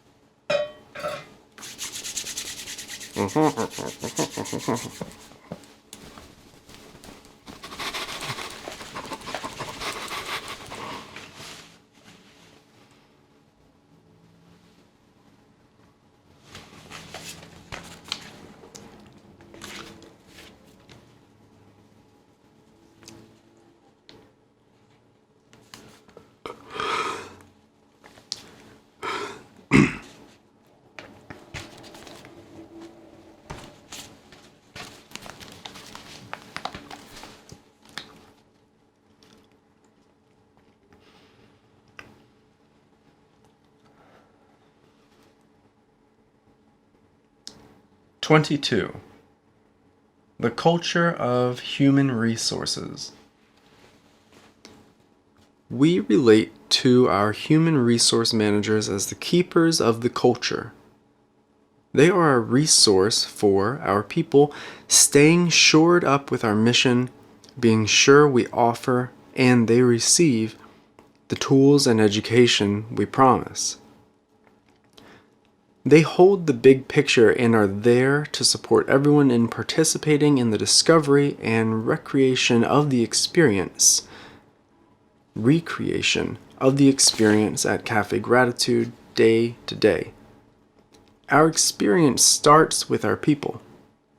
If employees and managers aren't having a sacred experience, we won't be providing one for our customers.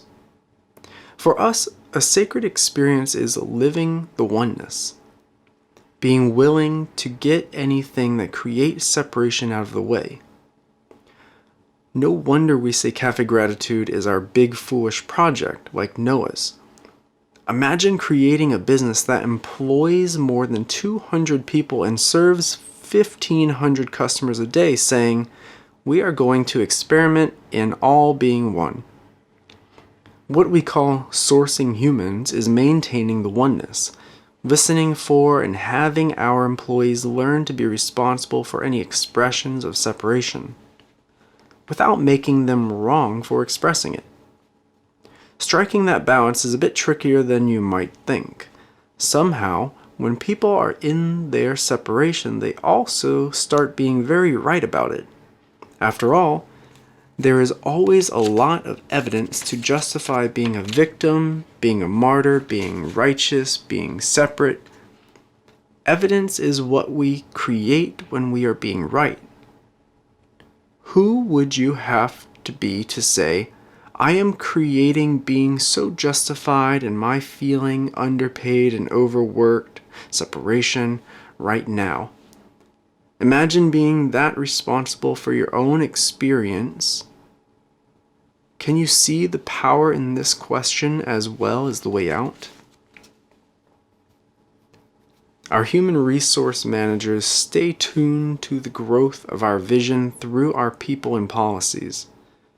The policies we envision and administer are designed to actualize our mission and maintain it, so that our people and our company, will thrive. So many of our employees have taken risks in their own lives toward recovery from addiction, healing of parental relationships, health issues, past debts, intimate relationships, and much more. They know we will support and encourage them, be here for them, as they lean into the discomforts of their lives. Our employees often finance one another's dreams by pooling their money, knowing that the same will be done for them. The culture of our company is one of unconditional love, and in that space the possibilities are endless. Practice. If you were creating the culture of your community, what qualities or characteristics would you list as most important? How would you see yourself fulfilling those qualities? Make a list of those qualities and briefly describe how you would fulfill them.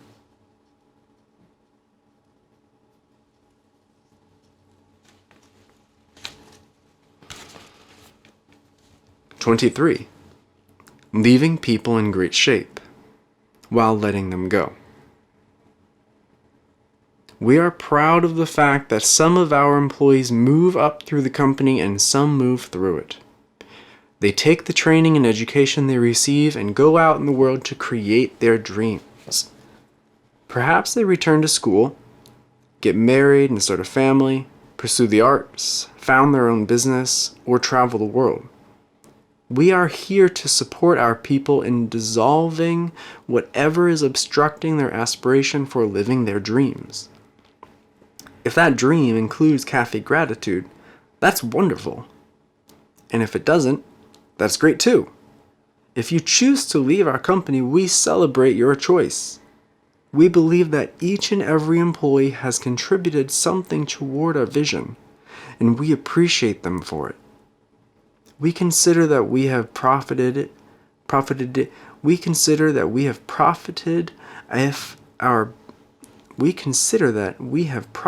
if our employee has grown, transformed, and is empowered.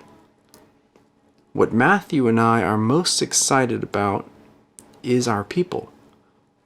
If we question ourselves or our commitment, we reinvigorate our inspiration by looking at our people and acknowledging their personal growth. Being a midwife and witness to the unfolding of that process within them leaves us nourished and fulfilled. We are committed to the transformation of our employees' lives. They are students. We have created a system for reviewing their progress so they know what there is for them to be working on. If something isn't going well, we want to intervene and support them in having a breakthrough. We passionately desire and celebrate their success. The only time we would ask an employee to move out of our employment would be if they simply weren't up for the game we're playing. Otherwise, we don't give up on them, even if they're struggling.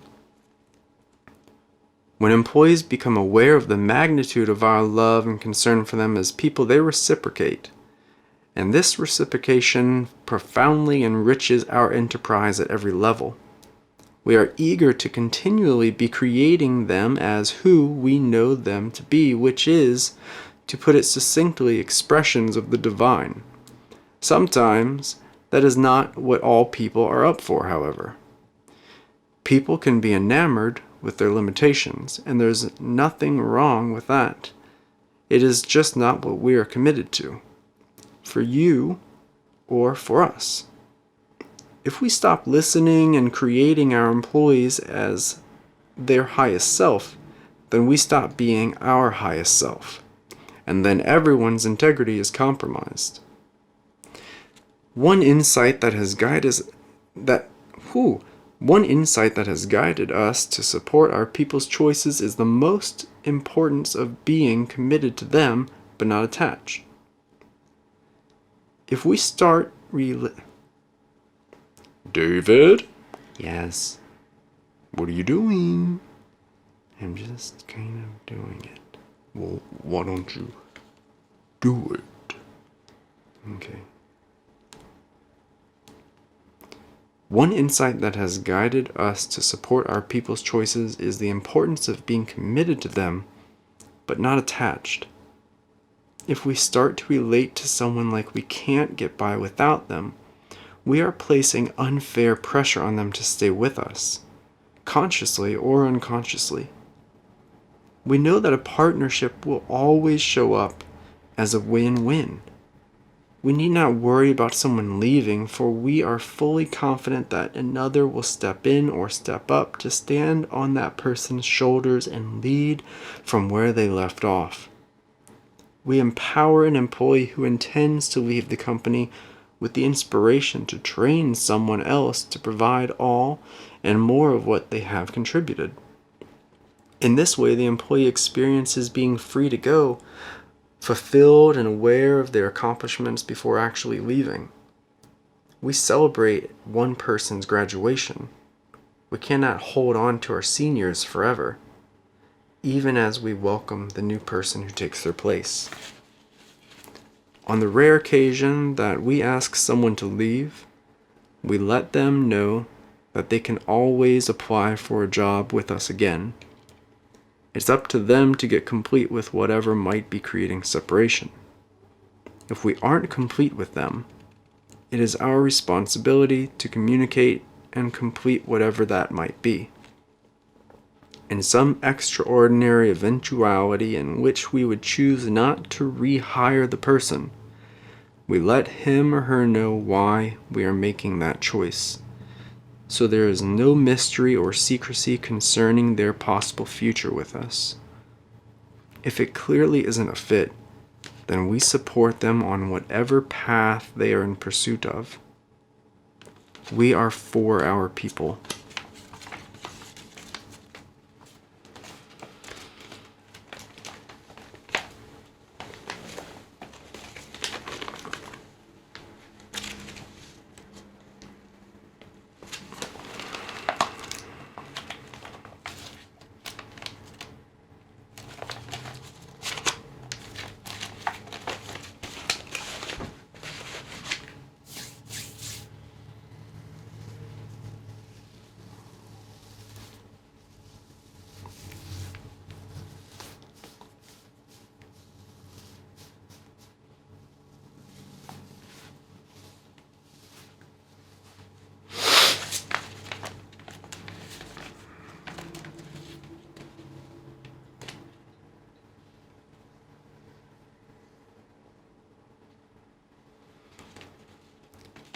"24.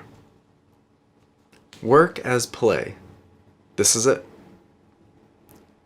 We are living in a culture that boasts TGIF. Thank God it's Friday. Mostly we survive work so we can get to play, or we are so addicted to work that we don't know how to relax and play. In other words, we are always trying to get somewhere else, and we are left with the experience of, this isn't it, and some other life must be more fulfilling. It is better over there than it is over here. Doubting what we are doing with our lives is one of ego's main ways of keeping us separate from love, our true state of being. One night before closing after a long day at work, I realized we were always trying to get home as if we were at the cafe, or get to the cafe if we were home. It was crazy making. When I could just be, this is where we are now, my experience was completely different. When we are home, we are home. When we are at the cafe, we are at the cafe. My entire body relaxed. If you aren't loving what you are doing, what are you doing it? Why are you doing it? No matter where you are, be there. Fall in love with where you are. It's magical. Fall in love with where you are. It's magical. Have your work be a practice in choosing. When at work, choose it. That's freedom. 25. Creating games. There are a lot of ways you can look at your goals. We choose to relate to our aspirations as games. We choose to relate to our aspirations as games. All games have guidelines. Otherwise, it would be difficult to play and keep score so that you know where you are and what you have to play for. Games have a beginning and an end. Games present opportunities to become complete and recommit. They are inspiring. You see the possibility in them, and they are fun. You and your people enjoy playing games. At Cafe Gratitude, we play daily, monthly, quarterly, and annual games. Managers often create games for shifts to play. Can the servers get someone at every table to laugh? Can a server offer such a delectable invitation for sweets that every table orders a dessert? There are endless possibilities for playing the cafe game. Games offer a delightful impetus, and constant opportunity for our employees to stretch, inspire, and enthuse. The games we play with our management team cause them to keep looking at their responsibilities from a variety of perspectives. What is happening in their cafes? Who are our top servers? How quickly our food or beverages are being served? The extent to which our customers are acknowledging their servers through tips. How many new customers we are seeing each day. Is there anything else our customers wish we were providing? Any feedback or outcome you're striving for can be created as a game. Games keep everyone united on the court rather than isolated in the stands. Two very different experiences. It is one thing to be playing a game. It is another to be watching it. One of our 4 key insights is be in the game. There are many games we play at Cafe Gratitude. You can create games that fit your company, community profile, and culture. Here are more of the games we love to play. The one game. We know that if we hung signs in front of our cafes that announced the Last Supper served here tonight, our entrance would be jammed with people trying to get in, and the line would extend around the corner no matter what their religious beliefs. The grandest game is to provide such a sacred experience for our customers that they can't help but be talking about it to everyone they meet. No matter what else happened in their day, their meal and experience at Cafe Gratitude lives foremost in their hearts and minds that day. Imagine experiencing being so in the presence of unconditional love that you knew yourself as love. Love moved through you and was you. A passionate lover of unspeakable and everlasting beauty of mind, body, and spirit. Any feelings of separation disappear. Love is all there is. Unfortunately, that is the victory in the game we are playing. Ultimately, that is the victory in the game we are playing.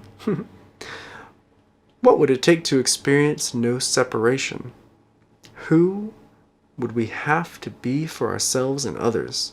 We are always fortifying ourselves for this visionary challenge. What is the gap between what we offer and what we say is our mission?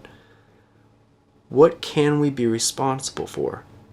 And what do we see that would make a difference? We couldn't possibly provide the experience of unconditional love if our people weren't present to how great their lives are. This is the game that all our employees enlist in. Can you keep your attention and your worship power on how great your life is now? No matter the circumstances you may be dealing with. We say try this on, like an experiment, and see what shows up.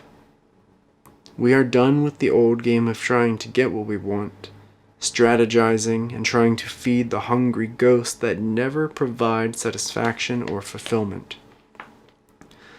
We know that what we experience is what we have our attention on, so let's put our attention on wholeness and oneness, on the qualities of the divine to which we aspire. All our other games are created to support these two. Our provision of an unconditional love experience, the realization of how great our lives already are. Ushering in a new paradigm, a world of oneness, requires that we let go of what we already know, of what makes sense to us. How else are we going to create a sharing society? Perhaps that is the most foolish of our projects, to go first towards sharing without concern for who might not be willing to play.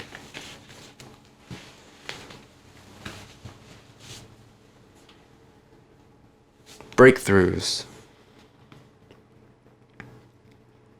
Breakthrough binders are found in every cafe.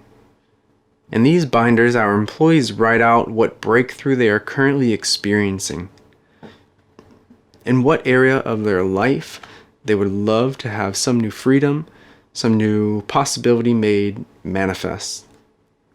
They express it in their own handwriting and place it in the binder, and our managers are responsible for reading and reviewing it, and supporting and coaching employees in the direction of having that breakthrough. The breakthrough could be in any area of their lives. When one of our employees has achieved a breakthrough in a particular area, they aspire to a new breakthrough and write about that one in the binder. In this way, our people are always working in some area of their life that matters to them. Each day, they are at work, and we are supporting them in living an unimaginable life. In the beginning was the Word, and the Word was God, and the Word was God. John 1:1. Affirmations. One of the fastest and most efficacious,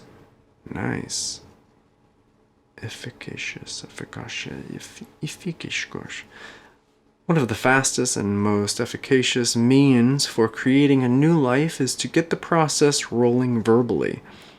The same old thing we have been saying to ourselves and to others are creating the life we already have. That doesn't mean your life isn't great, but if you aren't experiencing how great your life is, start affirming in spoken words what it is you want or desire your life to be. We say, give away what you want to experience. The interesting thing about verbal affirmations is that some people think they don't work. Yet when you look at what you are already affirming, and we are always affirming something, you can see that it is what you already have or already are. Notice also that your internal dialogue never doubts the power of those negativisms, come on, dude. Notice also that your internal dialogue never doubts the power of those negativisms which you verbally affirm that tend to diminish yourself. Often when you overhear a friend or relative say, "I'm a loser," or "I'm no good," we intuitively intervene and counsel them by responding, "You are diminishing someone I love." We seem to instinctively know that verbalizing negativisms keeps our loved ones, and by inference ourselves, small, weak, insignificant, and lost. But we tend to overlook the positive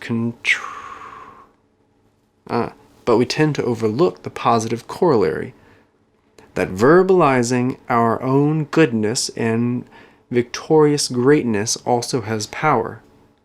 Often when we deny this, however, and become argumentative about it, cynics have said affirmations don't work. However, the multi-billion-dollar advertising industry knows they work. Look at their fabulously lucrative advertisements. Advertisers know what cynics don't, that repeating the same affirmation over and over again works. You, their audience, retain it and can easily recall it. One of the most powerful tools we have access to is our self-talk, saying to ourselves aloud what we would love to be hearing. Speak to yourself as you would speak to someone you cherish dearly and esteem highly. Listen to yourself speaking, as your words are expressing the divine. Words have power to heal and power to destroy. In the beginning was the Word. Start to access the universal circuitry by affirming the best that you can be, by placing your attention on it now. We have placed the power of this divine best that's at the heart of the universe at the center of how we order and serve food at Cafe Gratitude. Every item on our menu is a high and holy affirmation. It's part of what makes our cafes so attractive to our customers. They find themselves playing a game they didn't expect in a restaurant setting, and consequently being thrilled by its uniqueness at the same time that they are partaking in an exchange of sacred commerce. Generating. We don't often relate to the thoughts we are having as if we are the ones generating them. It just seems like those are the thoughts we are having. Consider that we are actually generate our thoughts, and you could generate any thought. It is a practice. The thoughts you generate are the ones you have practiced. Practice thinking and sharing the highest and best thoughts about yourself and others.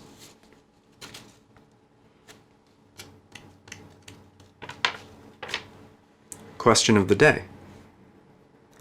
Every day a question is asked of every customer. That is how the game is played. The question begins at the head of the company each morning and is passed along throughout the company as part of the daily clearing. The questions are always about eliciting some sort of opening to our customers, some new way of viewing or acknowledging some area of their lives. So many miracles have arisen from this question of the day, even with people who resist it. We received an email from a man who was in our cafe on a day when we asked, "If money were no consideration, what would your life be for?" He wrote us that for years he had been suffering through a job he hadn't enjoyed, and as a result of our question and the gracious listening of his server as he responded with his answer, he found the resolve to quit his old job and start the new career he had always dreamed about. He was thanking us for encouraging him to finally take the leap and make that change. He shared how happy and free he felt. We had a female customer who intensely disliked being asked the question of the day and always responded no when asked if she would like to hear it. We didn't give up on her, but rather continued to ask her whenever she came to eat if she would like to hear the question. One day the woman arrived with her son, and as it happened, we forgot to ask her about the question of the day. She and her son then took on creating what they might ask if they were the ones inventing the question that day. Our son Rylan, who is one of our managers, went to her table to check on how she was doing, and she shared with him her appreciation for coming over to her and always asking if she wanted to hear the question of the day. She said that her son had just given her one of the most meaningful gifts of her life through what he had shared in answering the question of the day which they both had created. As you can see, in spite of her outward irritation, this woman had looked forward to our expression of interest in her and her thoughts by our putting the daily question to her. When it was not asked by our people, she created the opportunity it provides for herself and her son. Our question of the day has become something we are renowned for and something people visit our cafes to be asked. People are looking for ways to have more meaningful conversations. And they just need a little encouragement to arrange, to engage. Our daily question is something we provide that exceeds our customers' expectations. No matter what business you are in, there are always customers, clients, vendors, or investors, you could be asking questions of that would inspire greatness. Welcome. We are committed to having each and every customer welcomed into our cafes just as our guests would be when they come into our homes. We invite our employees to be bolder and braver than ever before in ensuring that everyone is welcomed as they come through our doors, especially if it is going to be a moment or two before we can attend to them. We also invite our servers to guide our customers through our menu, making sure they know all that is available, taking on really hosting them through the experience. Giving something away. When we opened our first cafe, we had an alarm clock that we would set to ring randomly a couple of times a day. When the alarm went off, the next person who ordered was given the item for free. This game was intended to keep us in the flow, to remind us that giving something away is a way to ante up, stay in the game, raise the stakes. Remember, releasing into the flow is the same as receiving. Giving and receiving are one and the same.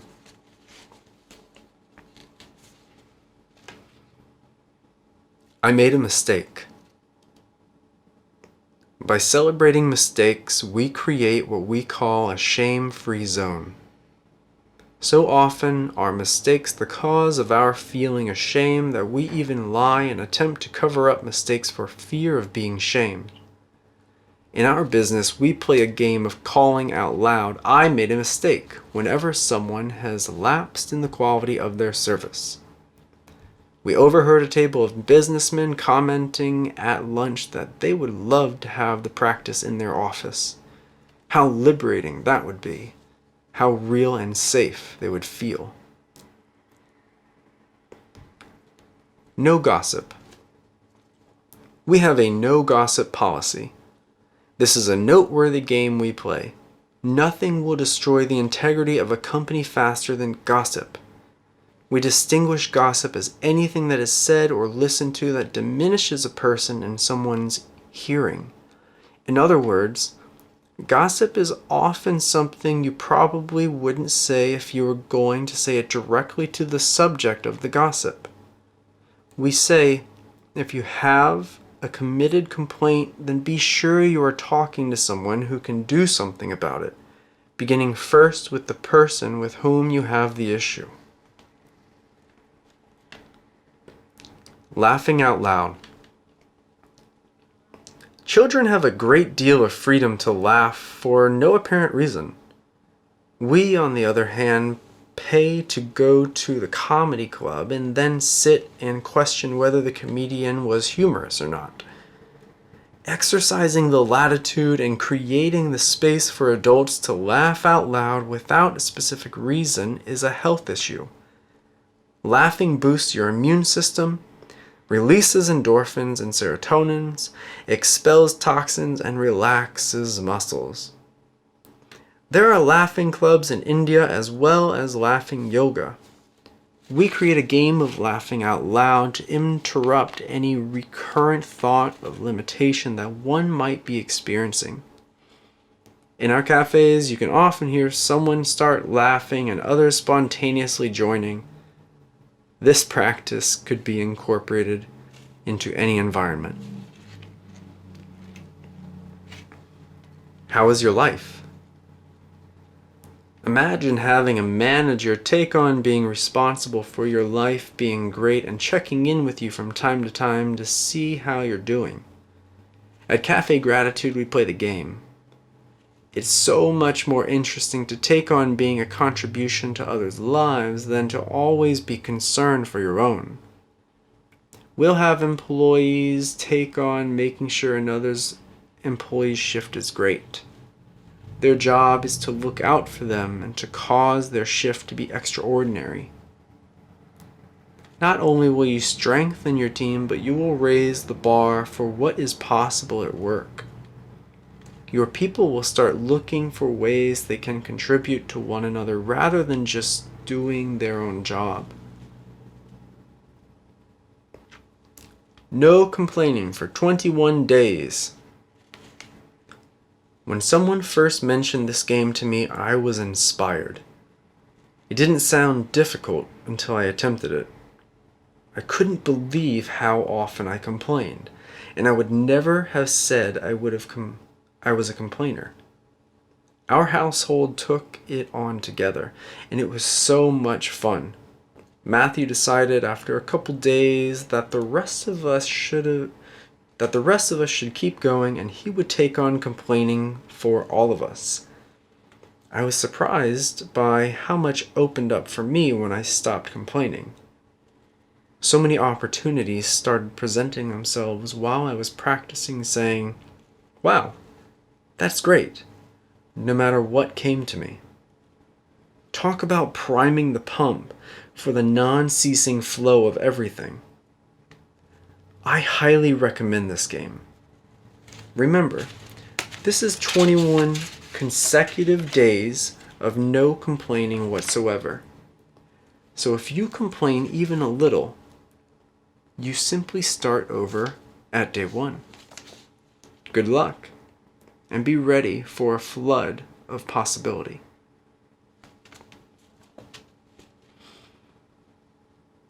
Community seating. At Cafe Gratitude, we share tables, so there will often be 2 couples who do not know each other sitting together, or a couple of single people at a table with another party. This is one way that we practice sharing. We say that sharing a table is practice for sharing the earth. Although some people request and wait for a table that doesn't require them to share, we always encourage it. In the first 3 years of business, there were 3 marriages that we know of between people who had met at Cafe Gratitude while sharing a table. In fact, our first ever wedding cake was made for one of those marriages.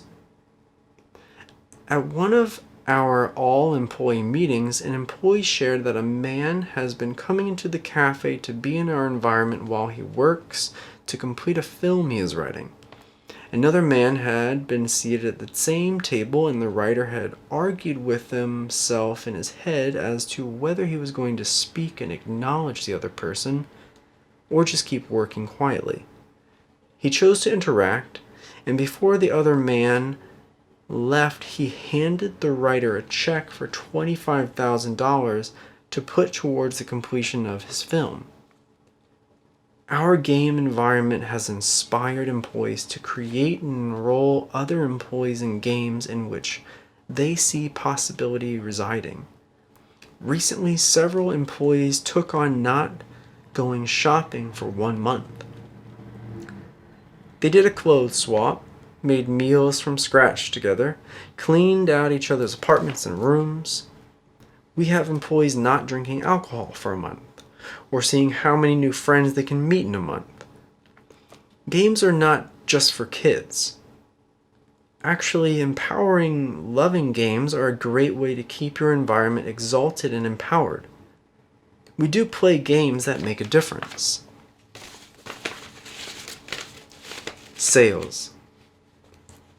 Sales are our way to invite our customers to have an enriched experience, to increase their awareness of what we offer.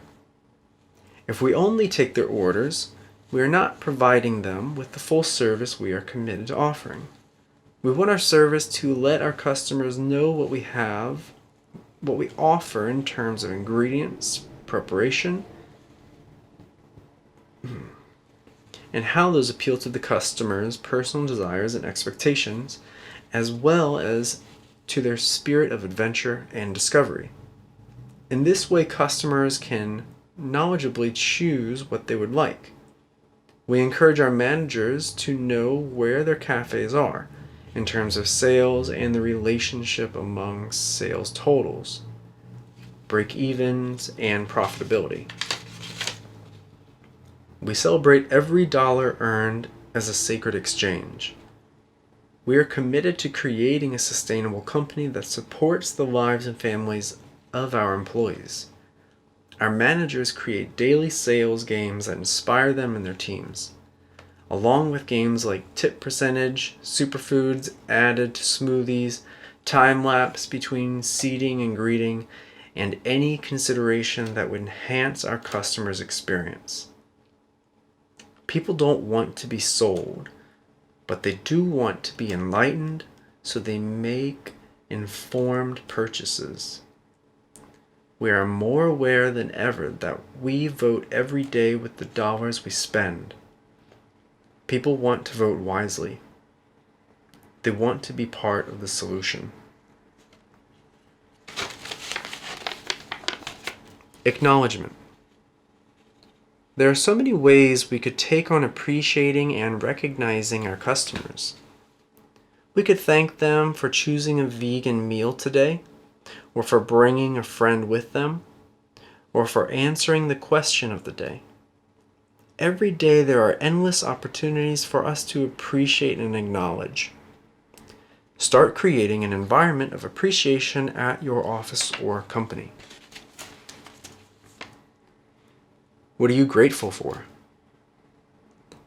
Shifting your attention to what you have to be grateful for will always intervene in some experience of scarcity and get you present to all that you already have and fulfillment as an inner quality. It isn't possible to be given more until we appreciate what we already have. And remember to include yourself on the list of what you are grateful for.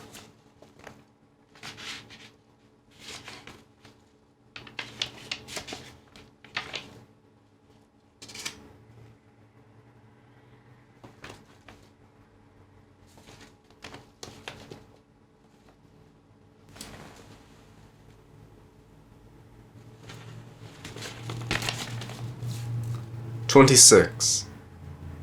The inevitability of oneness. Free will does not mean that you can establish the curriculum. It means you can elect what to take at a given time. A Course in Miracles. We all have this lesson of oneness. We can choose how much we will resist, how much we'll suffer. Consider that the universe, the one song, is always working together for the awakening of all. Divine Mind cares only for the wisdom and doesn't distinguish between life and death, rich and poor, right and wrong, good and bad. It knows no opposites, only degrees of consciousness, degrees of oneness. We get to either partner with the melody, consciously join the song, or sleep through choir practice and indulge in aloneness and separation until it is just too painful. Really look at your life. What is the condition of your body, your finances, your relationships telling you? What are you resisting? Look at your world, the wars, the blame, the bickering, the selfishness, the arrogance, the intolerance. What is the message of this melody? Notice the quality of the air, the water, the soil, the oceans, the forests, the quality of the lives of those who have and those who have not. Don't make anything wrong, just listen. What is the hymn calling forth? What is missing that its presence would make a difference? We suggest that all signs lead toward dissolving into love, attending to the whole, gifting your life. We are hearing the chorus say, "Put your individual wants and deficiencies aside. Your petty little problems aren't worthy of your majesty. Surrender your comforts and attend to your whole body. This lifeboat Earth and the well-being of all its crew. These other distractions fall short of your grandeur. For whoever will save his life shall lose it. But whoever shall lose his life for my sake the same shall save it. Mark 8:35. What might this creation look like for you? For us, it may be company, sponsored community housing, the sharing of an automobile, co-raising of our children, second-hand clothes on healthy bodies, shifting away from the paradigm of looking good to the sustainability of all our choices, a bold end of accepted cultural expressions of separation. If you've read this far, we want to acknowledge the reader for considering making your life about the whole community, for looking at holding the seat of oneness in a business environment. It is heroic to even consider standing before the cynicism and resignation of contemporary culture and lighting a candle for communication in the workplace. The demons of survival and scarcity, fortified with an arsenal of quarterly reports and stockholder fears, will attempt to swallow you. As I write this, we are preparing an investment plan to raise money for Cafe Gratitude's expansion. I am confronted by how our proposal, particularly how our return on investment in the company's valuation, will be received. There are moments when my egoic doubting mechanism anticipates rejection from the real world, the real players.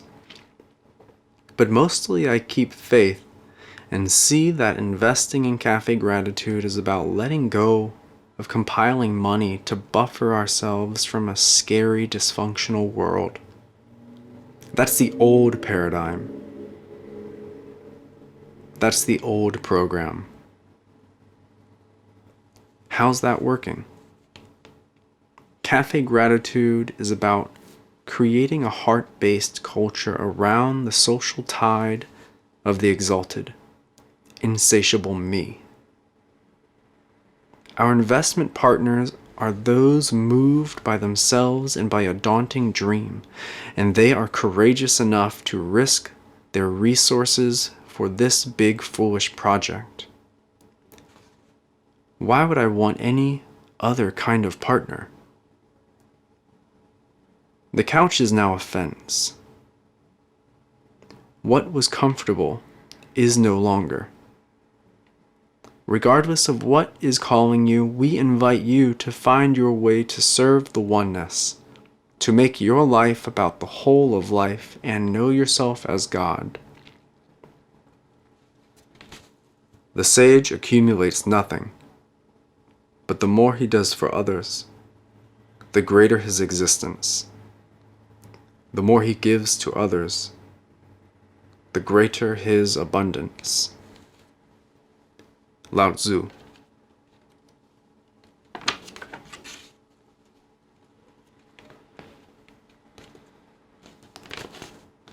(27) Sacred Commerce Isms.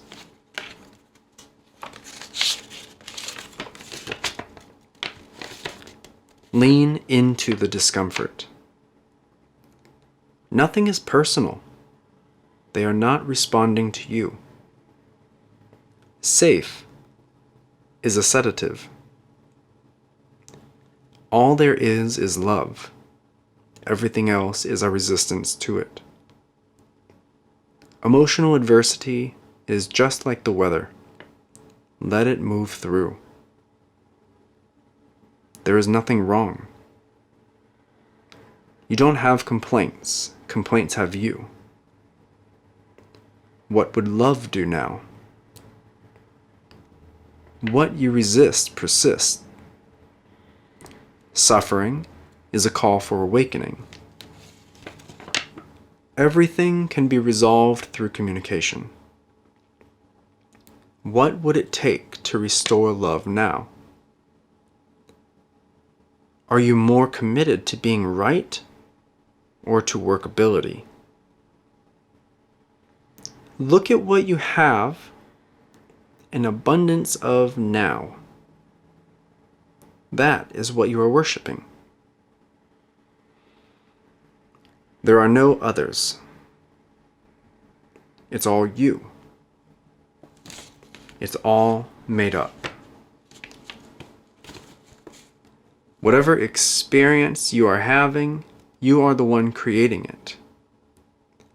The present moment is inevitable. If you are not failing often, you are playing too small a game. It's impossible to acknowledge someone too much. Just to let go of your opinions and everything will be clear. Choose what is. Everything is teaching you something. Knowing keeps you from experiencing. Everything is working on your behalf. There is nowhere to get. Nothing to prove.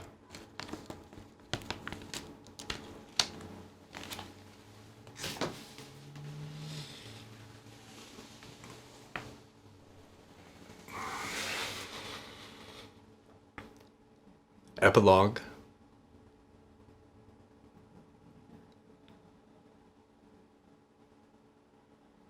I'm sure certain details of Cafe Gratitude and how they would have approached this book is different now than what it was, but many seem to be the same. I did a little bit of research into them, and it seemed they've actually begun eating meat, and they culture their own food on a sustainable living farm, so they're still fully organic, but I don't believe they're fully vegan. So that's another workability that even within some of their core values, but it still seems to be consistent with love.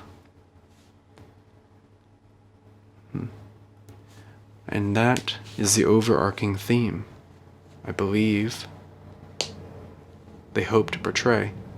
Love. Put people first, and you will find people will put you first. There's so much competition, and competition should be used to fuel one another, to fuel the community, the larger community, the earth.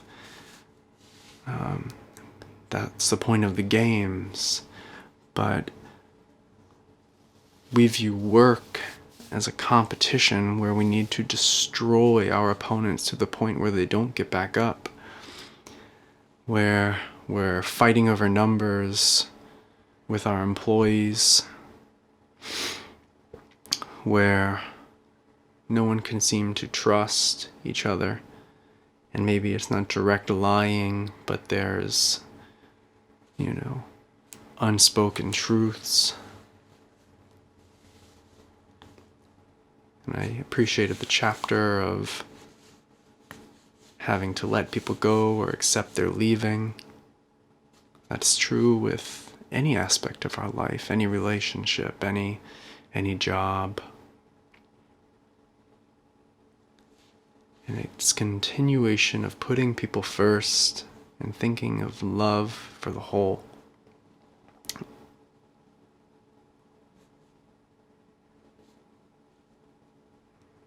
I believe even the larger companies, Google is a great one that, famous for having slides and all sorts of fancy gadgets, creating a fun and workable workspace, with a core mission of betterment of the world, hopefully. There's all sorts of conspiracies when it comes to high-tech companies, but there's always going to be the unpositive. There's always going to be the blind, and the blind can be from a new startup business to a major company, a major leading company. And that just, it's the constant yin and yang. A few quotes from Lao Tzu in that book. There's always going to be the dynamic of the ignorant versus the awakened. And this book was a great continuation of that conversation.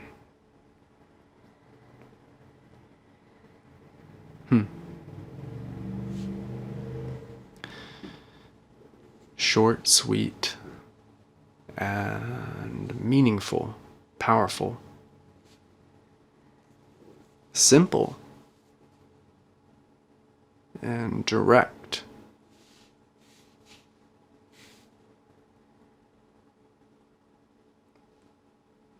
I very much appreciate it. I'm going to hand it off to all of my friends.